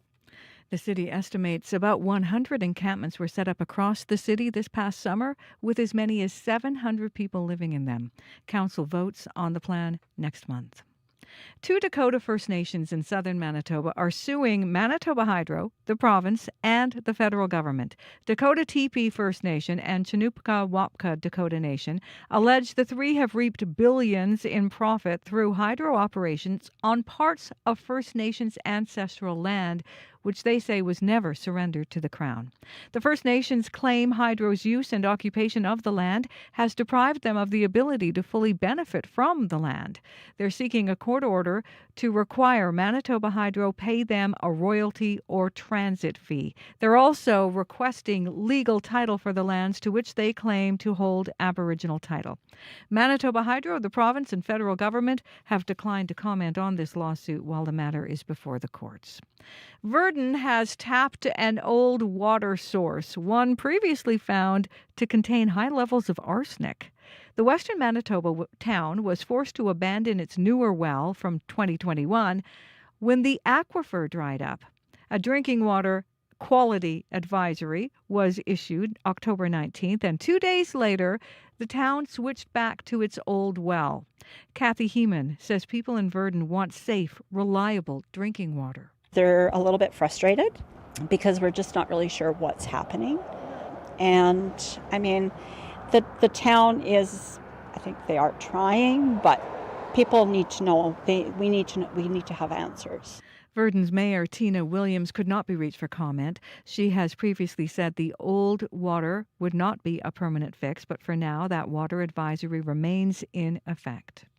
A long-awaited review of Brian Pallister-era planning legislation concludes Manitoba's doing an inefficient job of reviewing city land use decisions. The former PC government granted expanded powers in 2021 to a provincial body called the Municipal Board. Its unelected appointees now have the power to overturn decisions made by elected councils in Winnipeg and elsewhere in Manitoba. A review made public by the NDP government on Tuesday found the board's taking too long to make decisions. It also found the board is inconsistent and not transparent. It recommends improvements, including publishing orders and decisions online. Well, the United States is trying to improve relations with China. U.S. President Donald Trump met today with Chinese President Xi Jinping. We've already agreed to a lot of things, and we'll agree to some more right now. But President Xi is a great leader of a great country, and I think we're going to have a fantastic relationship for a long period of time. And it's an honor to have you with us. Thank you very much. Trump says he will lower his tariff rates on imports of Chinese goods to 47% from 57%. Our Prime Minister, Mark Carney, is going to sit down with China's president tomorrow as Canada also tries to reset relations with China. Police in France have arrested 5 more suspects in connection with the Louvre Museum heist, but the stolen treasures are still missing. Police say they found DNA evidence of one of the suspects at the crime scene. Nearly 2 weeks ago, thieves ran off with more than $100 million worth of jewelry from the museum. The daylight robbery happened minutes after the Louvre had opened for the day. You can hear the latest national and international news coming up on World Report at 8. Well, they want it all, and the Blue Jays are closer to getting it, thanks in large part to the pitching of rookie sensation Trey Yesavage. The 22-year-old struck out 12 Dodgers in 7 innings, helping lift the Jays to a 6-1 win over L.A. I gave everything I had for this team, for this organization, and they did the same back, so I'm so grateful to be in this situation. I gave everything to the fans, I gave everything to Canada, and all the stops that I made along the way. I'm just so blessed to be in this position. Yesavage says it was a lot of fun last night as Toronto beat the Dodgers 6-1. 22-year-old Trey Yesavage striking out 12 Dodgers in 7 innings, as I mentioned. And Toronto now takes that 3-2 lead back home. It can take the championship chance. I'm so excited I can't talk about it. The championship, one more win, and that next game goes tomorrow, Game 6 in Toronto. You can find the latest news at cbc.ca/Manitoba. I know, I keep babbling. That's how excited I am. Thanks, Heather. Thanks. Let's go to our regional forecast with Abby. Yeah, we're looking at a few showers and flurries developing in the southern part of the province into the overnight. It's going to stay more like rain. That's what we get for a lot of southern regions today. We're talking about 60% chance. For now, we're looking at temperatures between 1 and 5 degrees in most of the regions. Winnipeg at this time, 1 degree, mostly cloudy out there. There's a good chance of showers later today. It gets breezy at times and it's going to turn cooler tonight with that slim chance of flurries coming our way. We warm up to 6 degrees later today. In the Pembina Valley region, temperature sitting around 4 degrees, mostly cloudy there. Showers also likely to roll in this afternoon. It's going to stay cool into the overnight period and also that chance of flurries coming your way. Similar to Winnipeg, you warm up to about 6 degrees. Brandon and the rest of the Westman region, we're looking at 2 degrees at this time. More clouds will move in with a good chance of showers this afternoon, turning windy and cool by the evening period. Temperatures get to 0 later tonight. Across the Parkland region, 5 degrees and cloudy with showers and some flurries, coming your way. Also, it gets breezy and cool through the day, high near 5 degrees. For the Interlake region, Gimli sits at 3 degrees right now, cloudy there. Showers on the way are possible, mixed with flurries tonight. You warm up to 6 degrees later. The Par, Flin Flon surrounding communities, we're looking at 4 degrees right now. We have light rain there. Then it's going to be cooler and cloudy tonight. You hold steady at 4. Thompson is cool at 0, climbing to about +3 later in the afternoon. Then it's going to drop to below freezing tonight. Well, further north in Churchill, we have that. We already have light snow in Churchill at this time. It's going to get windy at some point. Then this rain, snow and rain is going to be mixing together. You warm up to about 2 degrees later tonight. So overall, it's more like scattered showers and flurries moving across the province today. And we'll see Winnipeg get to about 6 degrees later. Right now, it's 1 and cloudy. Thanks, Abby. As for the commute, it's been pretty quiet out there so far already. And actually, does kind of feel like we are starting to near the end of construction season. You mentioned actually earlier to me when you came in yesterday that those barricades now are gone. Those construction barricades are gone at Pembina, right under Abinojimikina. So things are hopefully getting a little smoother for folks out there. But if you do see something going on, you can give me a call on the CBC commuter line if you're walking, biking, driving. Would love to hear from you. That number, 204-788-3093. All right. Thank you, Corey and Thank Abby. you. It is 22 minutes to 8 o'clock now, and it was a flop with mainstream audiences back in 1975 when it hit theaters. But then it gained a cult following for its campy midnight movie vibes. At screenings, you'll often see people dressing up as characters with props in hand to mark the film's 50th anniversary. A live production of a musical is being staged. So what am I talking about? Rocky Horror. This is happening Halloween weekend. Halloween's tomorrow. So the Asper Center for Theatre and Film at the University of Winnipeg is the host.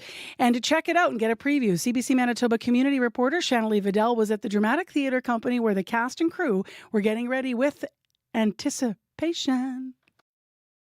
You've seen all kinds of movies, but you've never seen anything like the Rocky Horror Picture Show.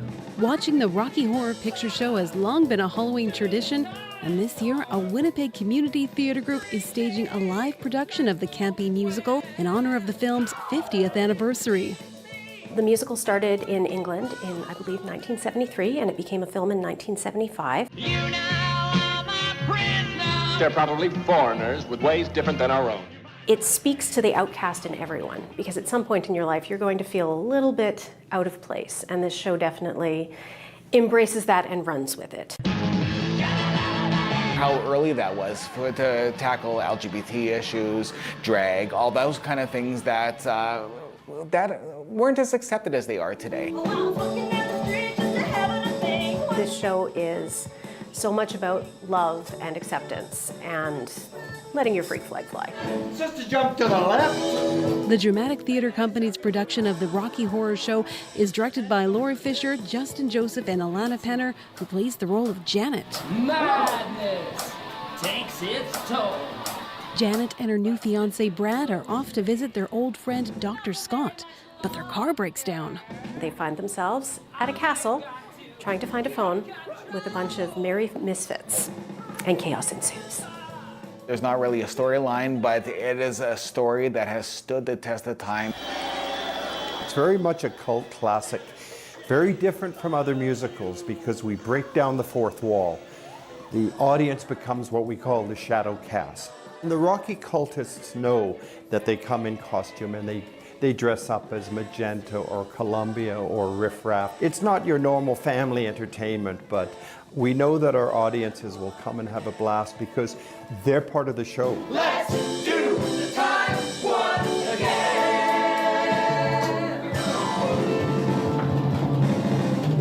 Shanley Vidal, CBC News, Winnipeg. Rocky Horror 50th live this weekend. Heads up, Saturday and Sunday performances are sold out, but there's tickets available for tomorrow night. So for Halloween night, you could check it out. You'll find them at dramatictheatre.net. And as you heard there, that was our community reporter, Shanley Vidal. Also thanks to videographer Jason Empsom for that item. North of North is in fashion. Literally. CBC and the WAG are partnering to present Crafted on the Catwalk November 4th, a fashion show featuring cast members of the breakout comedy displaying designer clothes from Manitoba and the North. Then shop for fine handmade goods at Crafted Show and Sale November 7th to 9th. Visit cbc.ca/Manitoba/community for more, including an exclusive North of North screening and meet and greet. 7:42 a.m. is the time right now, and still ahead on the program after 8 o'clock. Part of ongoing coverage of what we've been talking about in terms of supports for students who live with learning disabilities, and an idea that they should be universally screened. An MLA here has put forward legislation that's being pushed for by some advocates. Others say it's not quite the right idea.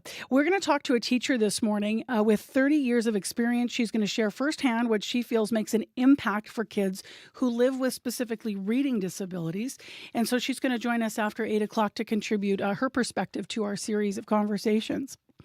Right now, though, City Council is expected to vote today on setting aside $5 million in the 2026 budget to begin property acquisition for the Route 90 expansion project. The plan includes major upgrades to Kenaston Boulevard from Taylor to Ness. It replaces both spans of the St. James Bridge. The estimated cost of the whole thing is $757 million. A coalition group is calling on the city to choose a more affordable and effective plan instead. We will hear from them this half hour. But first, let's hear from a homeowner in the area.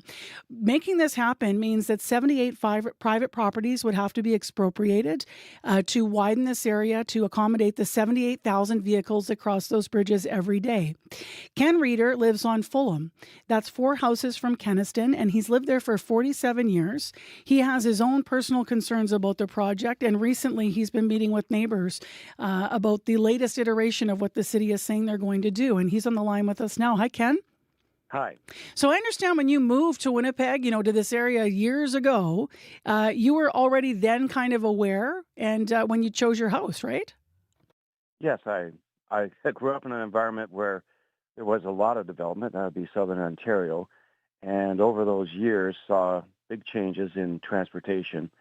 And so when I moved to Winnipeg and first went down this street and just loved its curved tree-lined boulevards, I've seen Kenaston there. I was aware that, with development, there was a possibility of its having to also grow with the city and provide the services that the city needs to itself grow. I know that over the years, there's been so many different plans. Has your property ever been on the list for full expropriation or partial expropriation? What does that look like for you personally? No, it's not precisely, but expropriation isn't the only factor that affects the neighborhood and the people who are living in it and create the fabric of the city. Another aspect of it is just the proximity of an artery to the neighborhood around it. And, over years, this adapts into a kind of a relationship, and that gets seriously affected when that relationship is disrupted. Pardon me. No, no worries. I'm interested because I know that years ago, this is started and stopped a number of different times. You were engaging with neighbors over this, and now there's been a small group of you that have been meeting and re-engaging once again. You have written that, quote, the manner in which the city has engaged with inhabitants like yourself has been atrocious, shoddy communication, broken promises, and complete disregard for decades of insecurity smothering the community, end quote. Strong language, maybe suggesting some frustration. I don't want to put words in your mouth, but tell me a little bit about that sentiment. Well, anytime you have a situation where, reasonably you can expect development, and that involves expropriation in particular, it's the people who are actually affected by that are affected by that. If there's actually a plan, not really even a threat, but a plan to do expropriation, the people who are expropriated are going to be certainly reacting to that reasonably in all kinds of ways. Then when that plan is removed, there is no longer a plan. Sure, there's still a problem, but you know what? We're not going to do this plan. And later, another plan comes up, and this cycle continues over a long period of time. It ends up having a very debilitating effect on people's psyche, on where they're living and how secure they feel in their homes.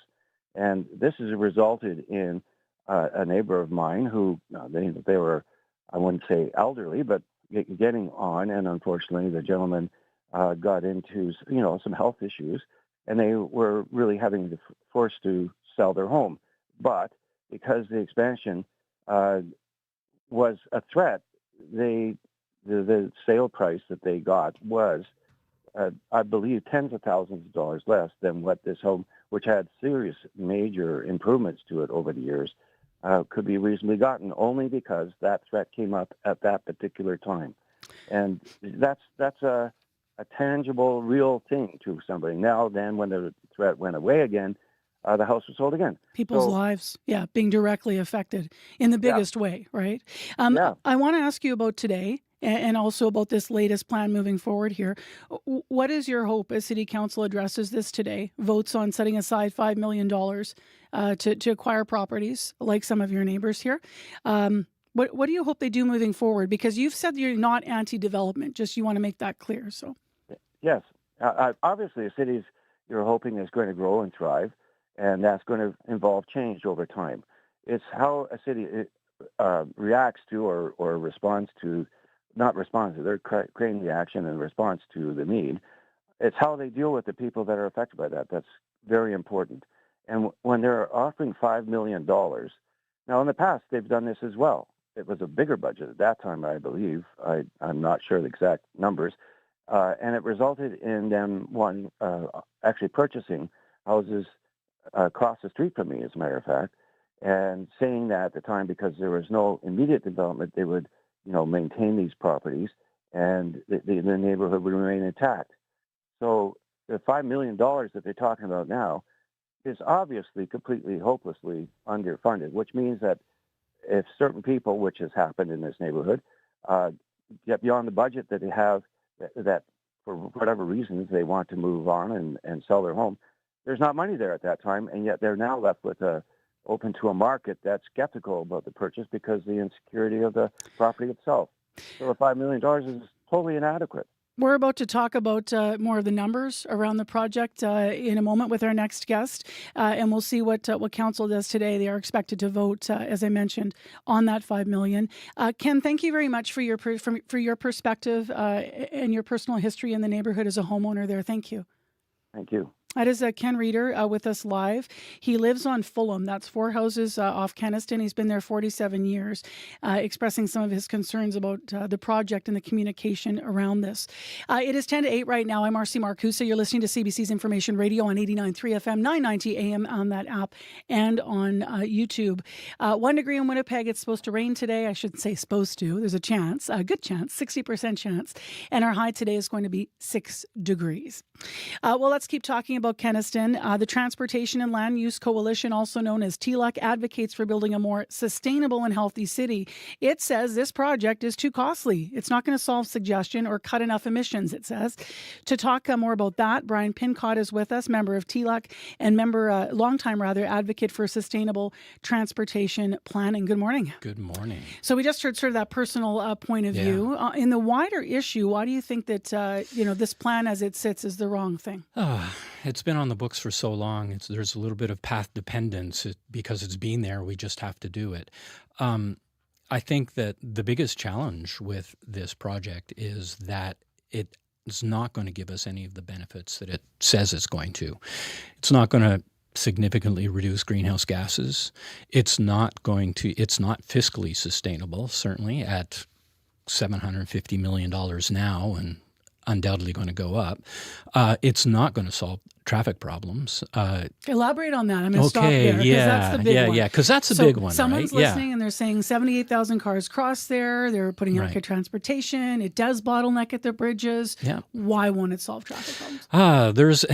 There's something called induced demand, and we see this everywhere, where you add more lanes to deal with traffic congestion, you add another lane, and induced demand says, or we see it everywhere, that very quickly the capacity is taken up by more people going there.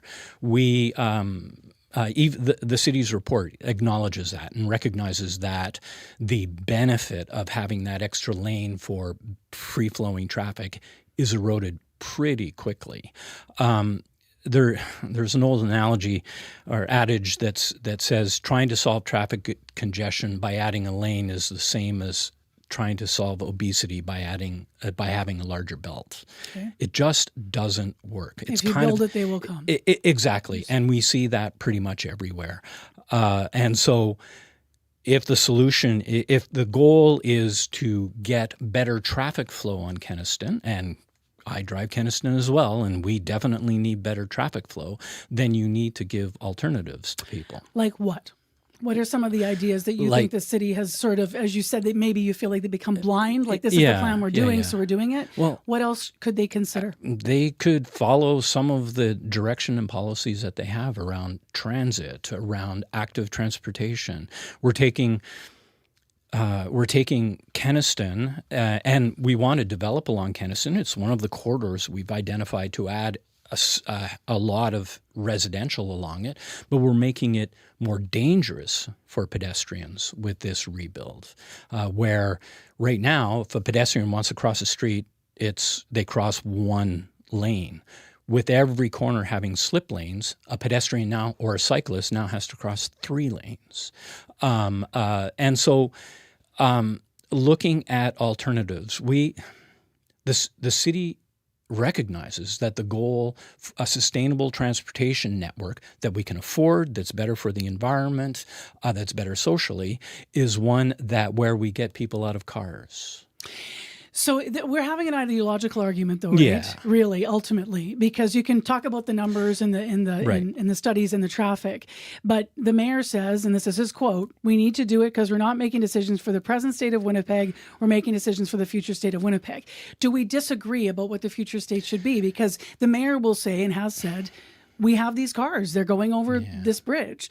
If we want to not add more lanes on Kenniston, then we have to convince all those people to take the bus or bike. Like, we're talking about a not shift. all of them. Okay, but is that really what's at stake here, or what are your thoughts on that? Well, I think when you look at things like the Transportation Master Plan, when you look at our Winnipeg 2045, when you look at the Transit Master Plan, when you look at the Pedestrian and Active Transportation Master Plan, all of these master plans have been developed and approved by City Council to move us away from the single occupant vehicle. And spending $750 million or more to widen Kenniston, 3 kilometers of roadway, 3 kilometers, that's all, it goes counter all these other plans.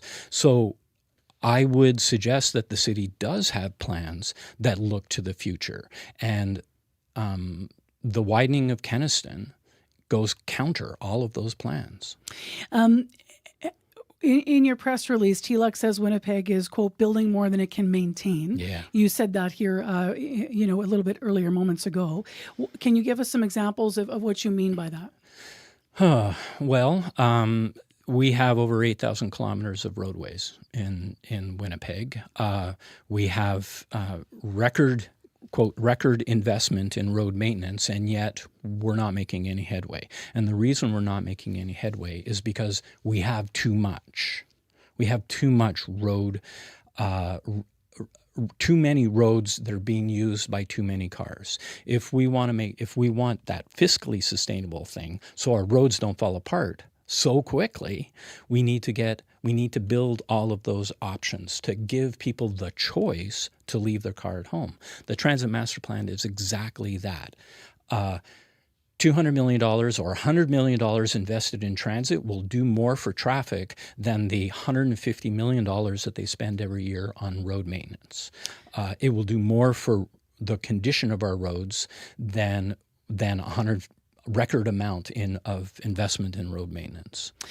What kind of meetings have you had with the city or the mayor to propose some of the more alternative plans? We've been talking about this for a while, and this is, I can't tell you how many times I've spoken to council, and we have spoken to council either one-on-ones at open houses or in delegations to city council about this project all the way through.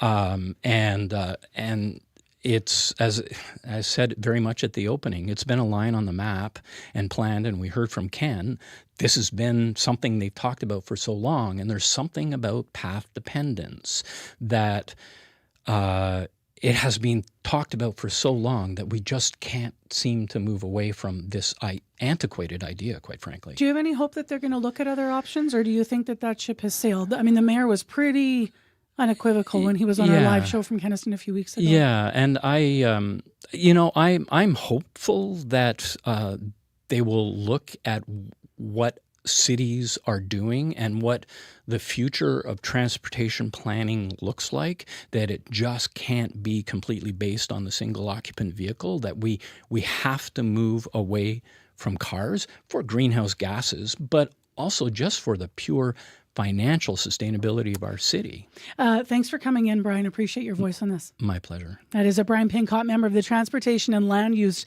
Coalition, or TLUC. That group advocates for a more sustainable and healthy city. So today, City Council will expected to vote on setting aside the $5 million in the 2026 budget to begin property acquisition. That will be 78 private properties for the Route 90 expansion project and to fix the bridges. Heather Wells is in 2 minutes to 8 o'clock. She's here with headlines. Good morning. Well, Winnipeg's getting ready to enforce new restrictions on homeless encampments. A report released shows the city plans to prohibit tents near schools, playgrounds, or other sensitive areas. It all gets going on November 17th. The town of Virden is going back to an old drinking water source, a source with levels of arsenic.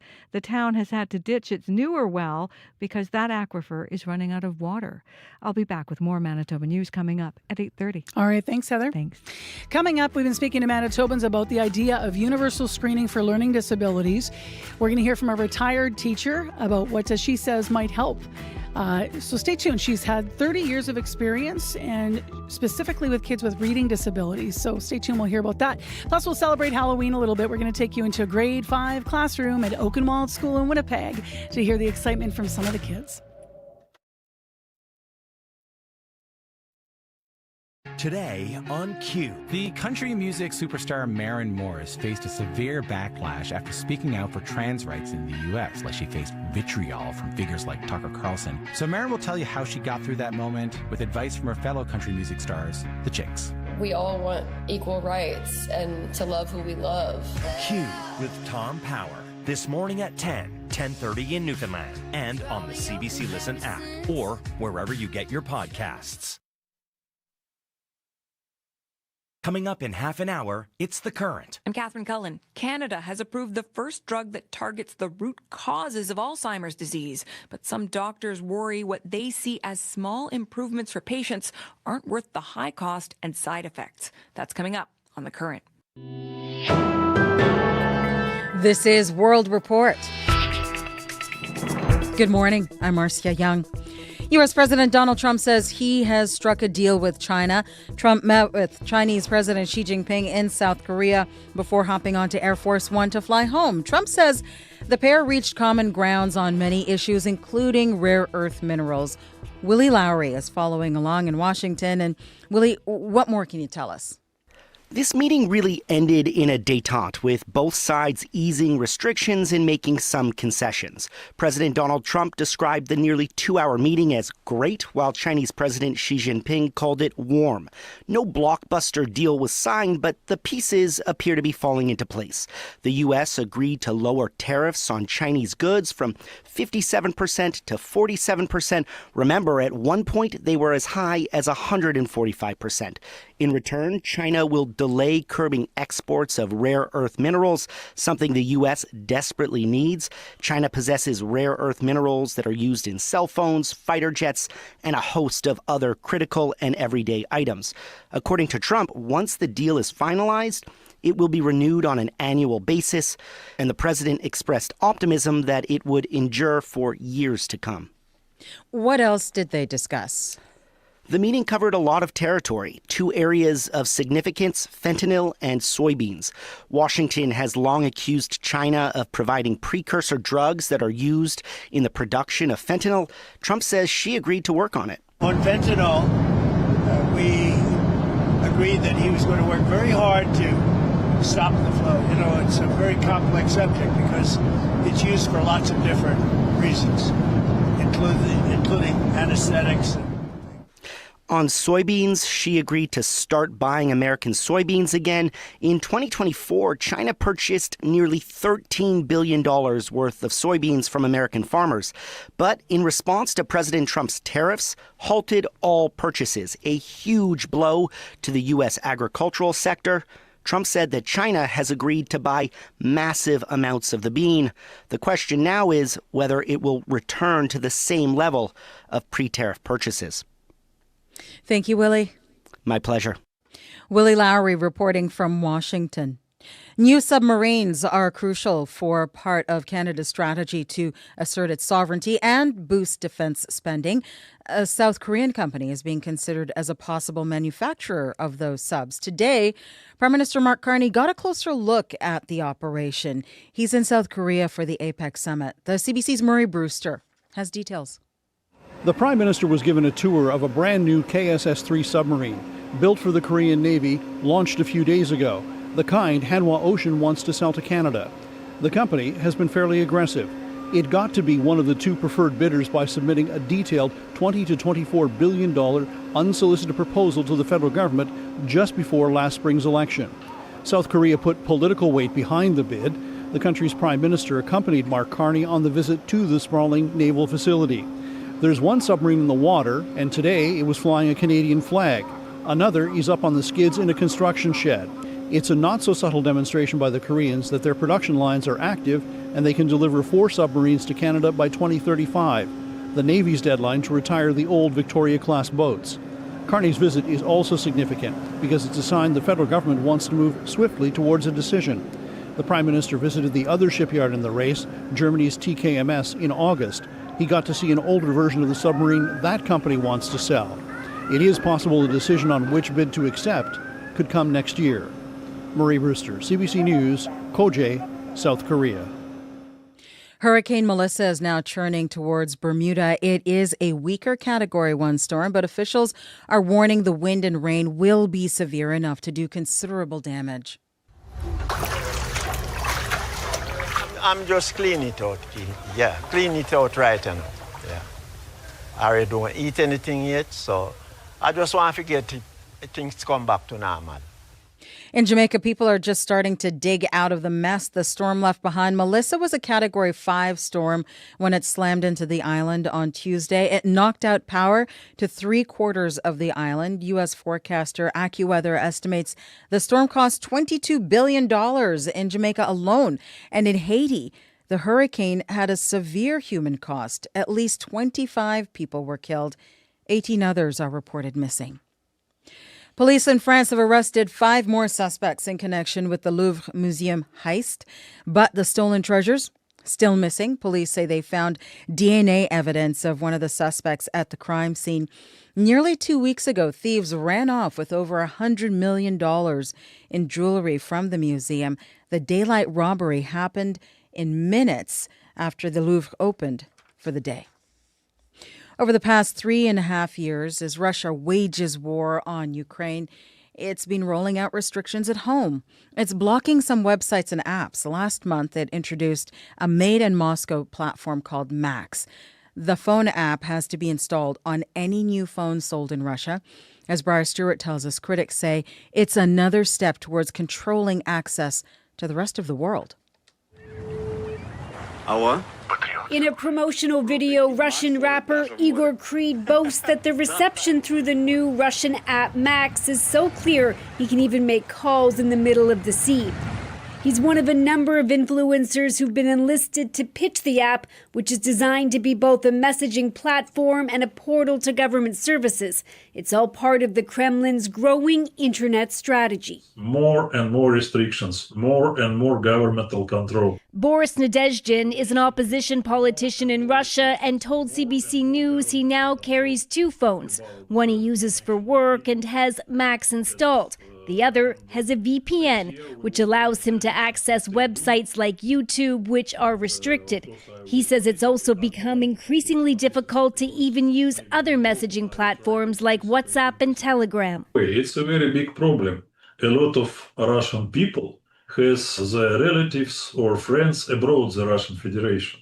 Across Russia, mobile internet is now frequently brought down. Authorities say the measures are necessary to defend against Ukrainian drone attacks, but Anastasia Kuropa with Human Rights Watch believes there are other motivations. This is also a very convenient sort of setting to experiment with things like, what if we just provide access to only things that we find good and essential? She believes the government ultimately wants to see how much it can restrict web traffic from outside Russia and still have a functioning network inside the country. Briar Stewart, CBC News, London. For years, Mexico has faced what families call a crisis of the disappeared. Tens of thousands of people have vanished since the country's war on cartels began. Now Mexico City is trying a new strategy to find them. CBC's Jorge Barrera joined families searching in one of the capital's most dangerous areas. Machete in hand, Vanessa Gamez joins dozens of family members, firefighters, forestry workers, and cadaver dogs, all under armed escort, in a massive search for human remains in a remote and mountainous area south of Mexico City, known as a dumping ground for bodies. It's a very dangerous place because it's so alone and a lot of people is disappearing here.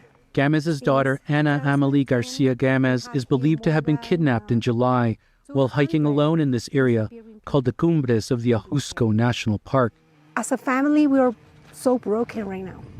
Ana Amelie is now listed among the over 130,000 on Mexico's National Registry of the Vanished, many victims of the drug wars, kidnappings, or for being at the wrong place at the wrong time. So we had in the past smallest search in one place or another. Luis Gomez Negrete is the commissioner in charge of the capital city's agency tasked with finding the missing. He's starting to deploy a zone-based search strategy, unique in the country, using geographical links and missing persons files. We are gathering cases, defining an area of interest, and bringing all the resources available.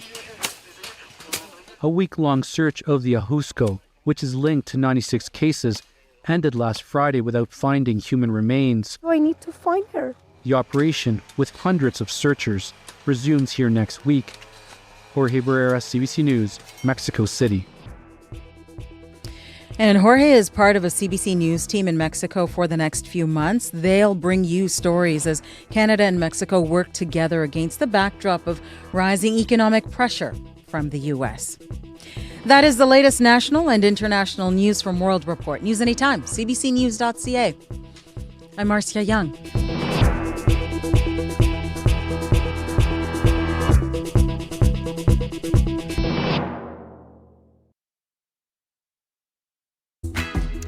Good morning, everyone. I'm Marcy Marcusa. This is Information Radio. We're live in our CBC studio in downtown Winnipeg on Portage Ave.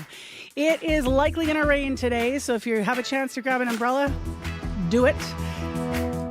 Tomorrow, though, the good news is Halloween's looking pretty good for the kids. This half hour, we're going to hear from some of those kids. We're going to take you into Oakenwald School in Fort Garry. We were there talking to grade 5 students about their plans for tomorrow night. So that'll be a bit of a bright fun on our Thursday show here. Also, ongoing conversations right now. We have another one this half hour and a story we've been covering. We have a retired teacher in studio with us. She has 30 years experience. She's going to share firsthand what she feels makes a real impact for kids living with learning disabilities and specifically reading disabilities. We're talking about this and gaining perspectives because Liberal MLA Cindy Lamoureux is calling for universal biannual screening of all kids between kindergarten and grade 3 for learning disabilities. So we've heard from advocates, we've heard from lived experience, for people living with dyslexia, for example, at all ages. We also heard from the Manitoba Teachers Society where they say yesterday explaining why they're not in favor of universal screening. And we'll hear a bit more of that as well. So ongoing discussions. Let's first go to Heather Wells for ongoing news stories. She has our headlines at 11 minutes after 8 a.m. Hi, Heather. Good morning. Hi. Yes, we are just learning this morning of the death of a Winnipeg high school football player. Darius Hartshorn was severely injured in a game on October 17th. The grade 12 student played for Sisler Spartans. The superintendent of the Winnipeg School Division says supports will be at Sisler and at other schools today to help students. Winnipeg is preparing to enforce new restrictions on homeless encampments. Tents will not be allowed near schools, playgrounds, or other sensitive areas. The acting manager of community development, Greg McPherson, says the city isn't going in to hurt anyone. He says they will take as reasonable and compassionate approach as possible. I'll be back with more Manitoba news coming up at 8:30. Oh, Heather. Yeah, so sad. You came on the air with that news about that football player, and I just sort of felt like my whole body just stopped for a moment. So there's going to be so many people in our community today, including all of those kids that were on the field. Yeah, and when we first reported the story, everyone in the school, the teachers, the coaches talked about what a great student, what a great person Darius was. So thoughts with everyone who's directly impacted, obviously, first and foremost, the family at the top of that list and friends and the school community. So, we'll walk gently through the day with that news. Thank you. Thank you. It is 12 minutes after 8 o'clock. That just developed. Obviously, you can hear I'm quite taken aback because I actually missed that development until it was on the air here. So experiencing it with all of you out there listening. Let's get into the weather here and take a breather. Abby is here to tee up the forecast. It's actually quite a shift from yesterday, Abby. We have rain back. Yes, scattered showers in the southern parts of the province. And once that tapers off, we should be seeing a mixture of flurries by later tonight into the overnight period. Similar conditions we're seeing up north. It's going to stay chilly and overcast with a few light snow that we're sporting in Churchill at this time. Winnipeg, we're still at 1 degree. It's cloudy outside. We're expecting showers through the day. Light winds will turn west. We warm up to about 6 degrees, and then we'll see those flurries roll in later tonight when the temperatures drop to around 1 and 0. Across the southern part of the province, we're going to see similar damp conditions with most of the regions getting close to 7 degrees. We'll see highs around 6. And up north, we have light snow in Churchill at this time. Winnipeg, 1 and cloudy. All right, thanks, Abby. Thank you. Traffic, Corey. Well, earlier, Mars, I know I was talking about how we're nearing the end of construction season, but then sure enough, we get bombarded with a couple calls about construction. Southbound Waverly and Taylor, got a call from Donna. There's a barricade in the left lane. That's right at the underpass there. So she said, at least it was kind of the case yesterday as well. So delays are building there. As well, Ashley gave us a call. Eastbound Fermor, there's construction. It's just down to one lane there right now. So look out for that. If you do see anything else though going on, give us a call on the CBC commuter line. That number to call, 204-788-3093.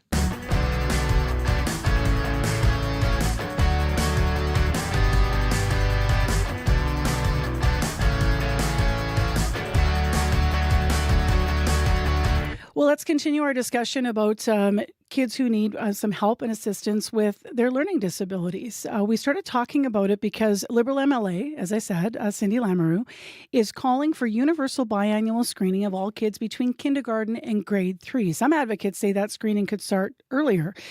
Lillian Clausen, though, is the president of the Manitoba Teachers Society. She weighed in yesterday. She says she doesn't think that's the solution. We are looking to really help students with learning difficulties, then we need to put in place some people who have specialty areas who can come in and do some of that assessing on a one-on-one basis, not a universal or a standardized type test, but actually meeting and speaking with the student and designing some strategies that can help that student. There's a variety of strategies that we need to be looking at, and we can try different strategies with different students. Sometimes they work, sometimes they don't. That's why we need a variety of tools and strategies, because not everyone answers the same way to the same types of interventions that we want to bring into place. Carol Townsley is weighing in today. She's a retired teacher. She has 30 years of experience, still does some tutoring. She finished her career helping kids who were struggling to read and trying to find methods that would really stick. And she's here. Thanks for being with us. Oh, my pleasure. Yeah, thanks for writing to us, too. We've had so much interest in this series. It's obviously resonating. Mm-hmm. So 3 decades teaching kids, grade school kids. How common was it for you to have, students who were struggling to read, for example?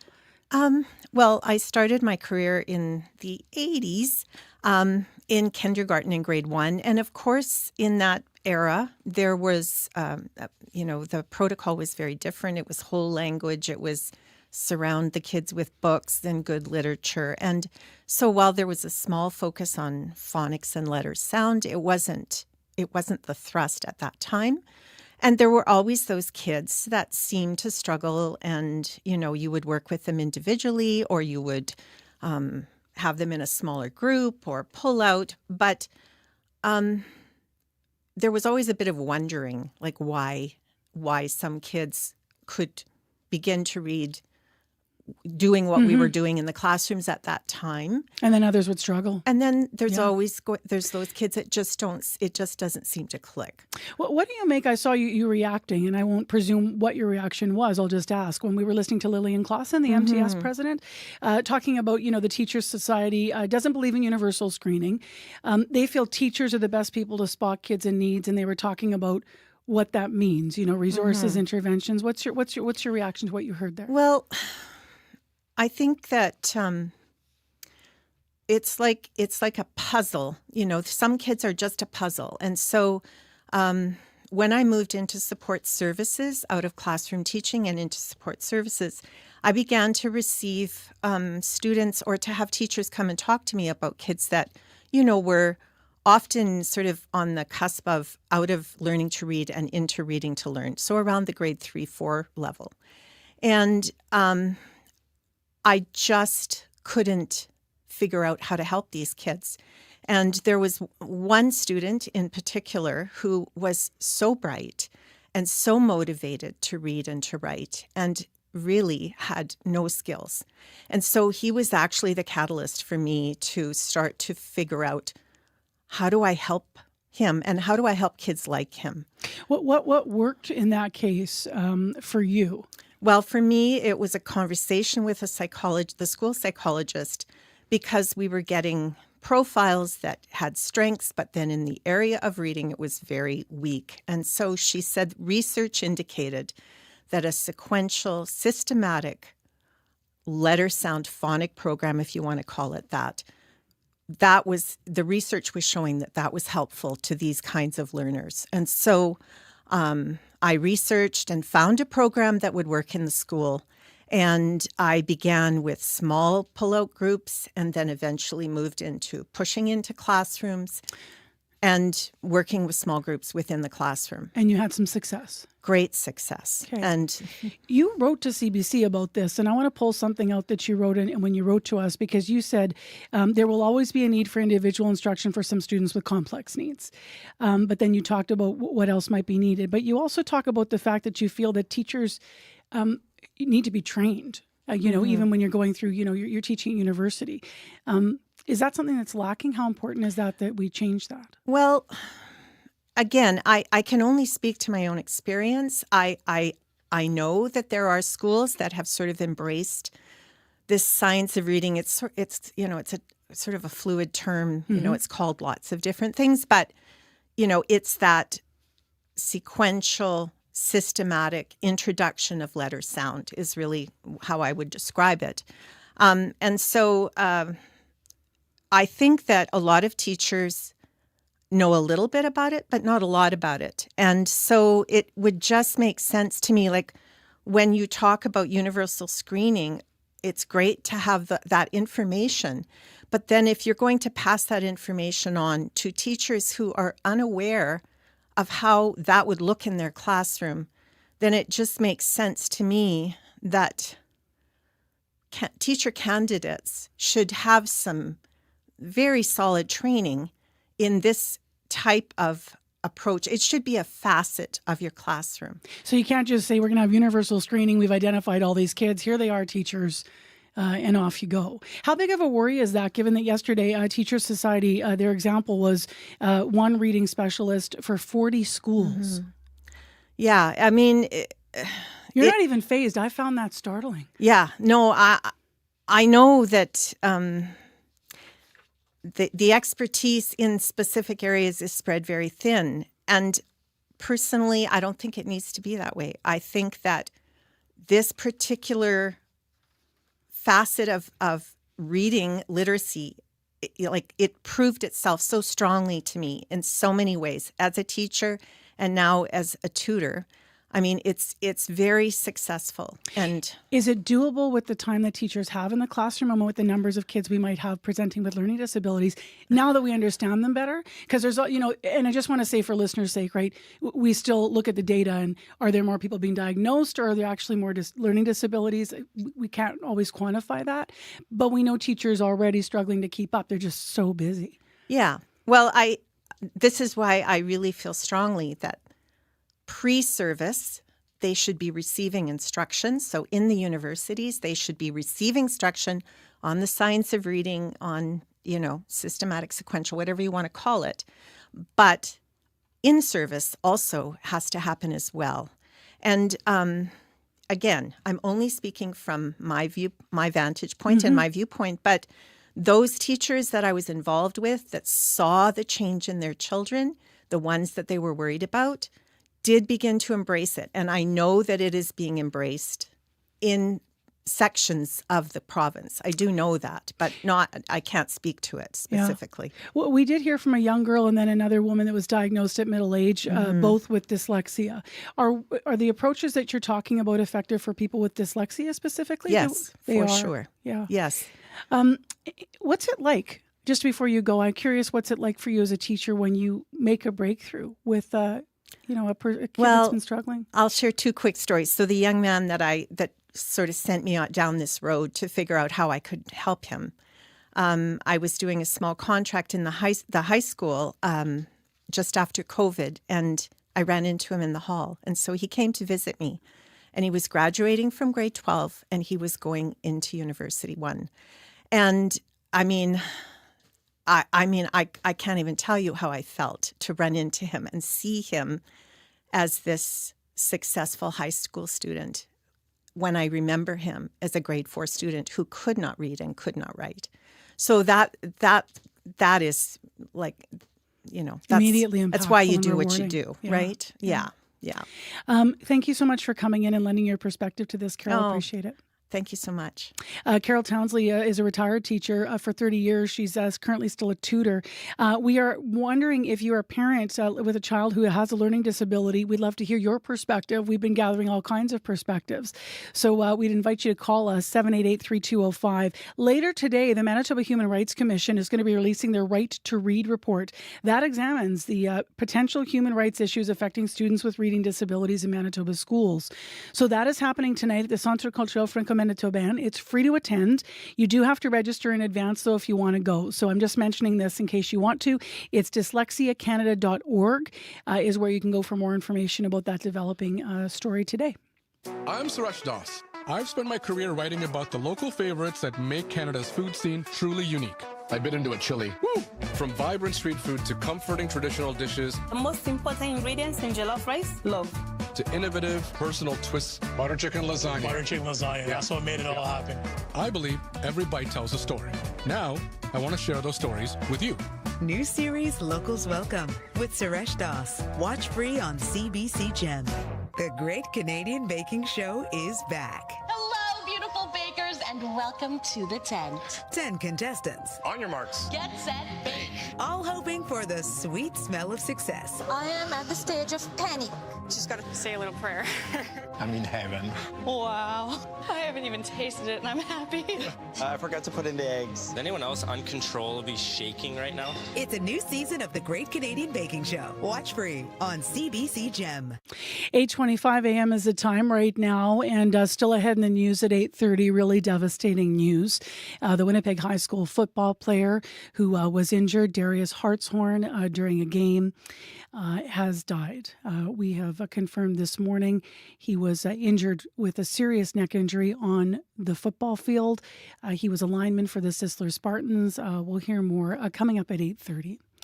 It is 1 degree in Winnipeg. It's 2 degrees in Brandon. It's -1 in Thompson. And I want to mention, before we go to our next item, actually, I want to talk about what's coming up on noon today on the call-in. So coming up on the noon call-in today, something that has to do with this. The CRA has committed to answering 65% of calls within 15 minutes. A recent report found it picks up less than 20% of those calls. So are you getting through?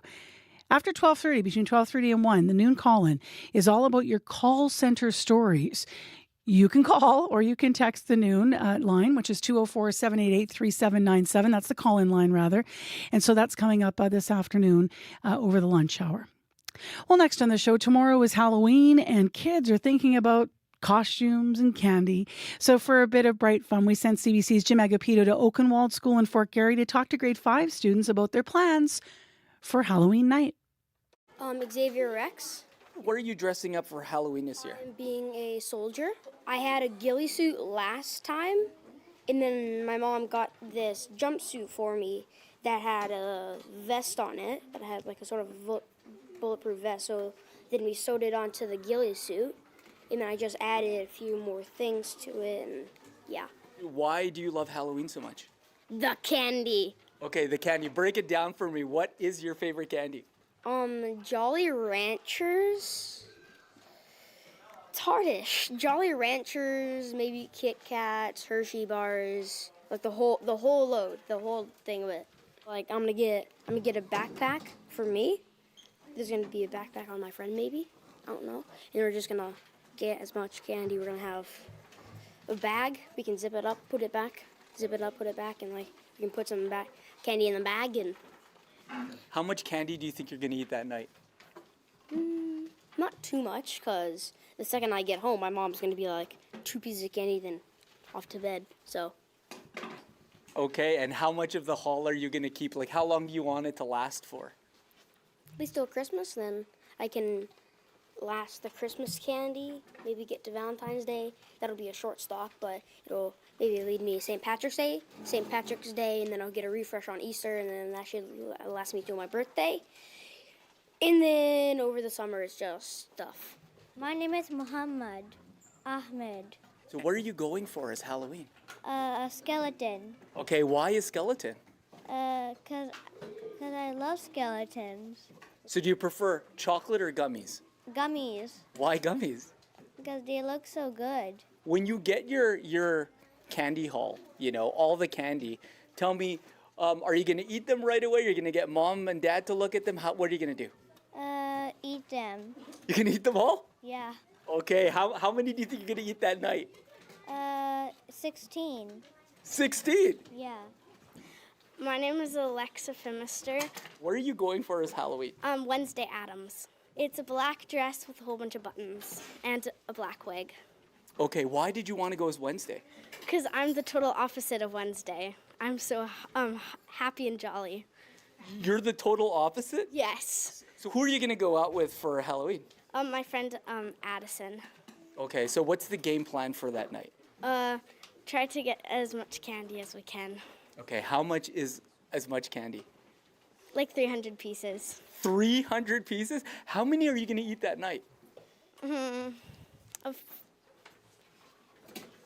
Maybe a third of that. A third of that, so you're going to eat like 100 pieces. Yeah. What do your parents think about that? I don't think they'll be happy. Are you going to tell them? No.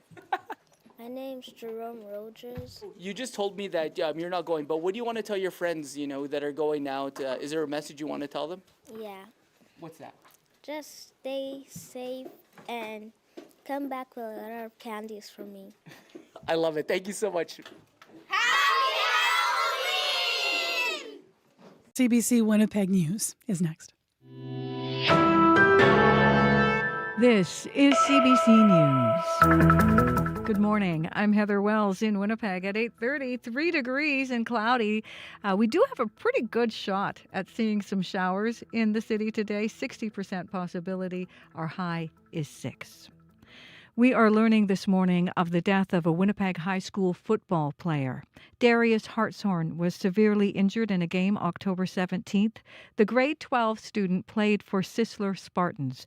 The superintendent of the Winnipeg School Division says supports will be at Sisler and other schools today to help students. We have clinical support, so psychology, social work, Indigenous grad coaches, all sorts of folks headed to multiple schools where students and staff will be impacted, and just to be there to help people process. Last week, the coach of the Spartans told CBC what happened to Hartshorn was a freak anomaly. Sean Esselmont says Hartshorn was one of the most genuine and wonderful young men he had the pleasure of coaching. The city of Winnipeg is preparing to enforce new restrictions on homeless encampments. Tents will not be allowed near schools, playgrounds, and other sensitive areas. Acting Manager of Community Development for the city, Greg McPherson, says the city isn't going in to hurt anyone. He says they will take as reasonable and compassionate an approach as possible. We haven't done this before, so it is a work in progress. The document, we're approaching it as a living document. We will report to council on our progress annually, but our work internally will be evolving. No new staff or funding are dedicated to this plan, which will use existing resources, including 2 bylaw officers.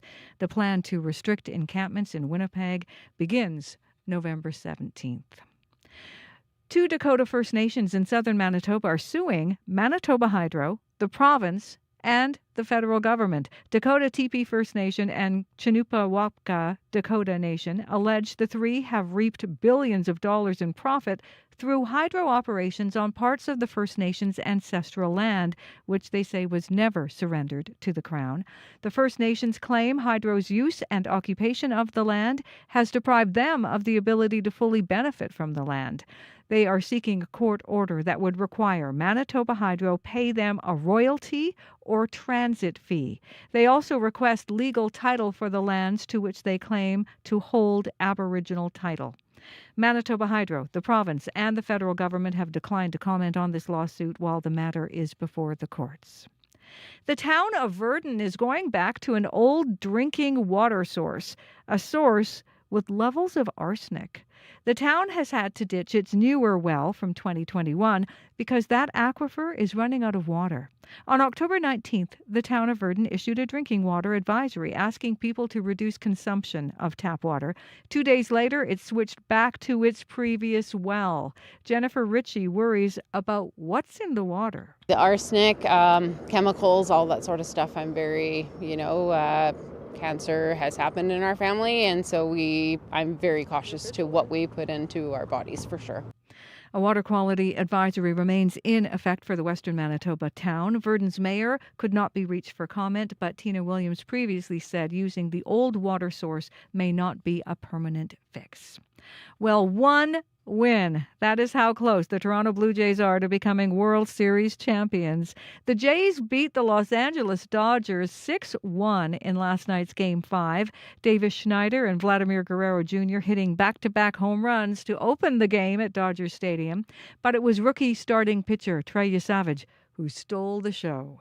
On the biggest stage in baseball, in front of a crowd of over 55,000, the vast majority of whom are rooting against him.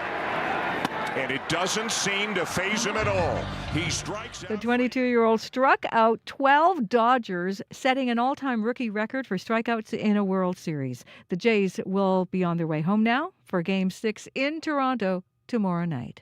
You can find more news updated throughout the day. All you have to do is head to cbc.ca/Manitoba. Thank you, Heather. Thank you. Heather Wells, Megan Ketchison, and Aaron Broman in our News Center today.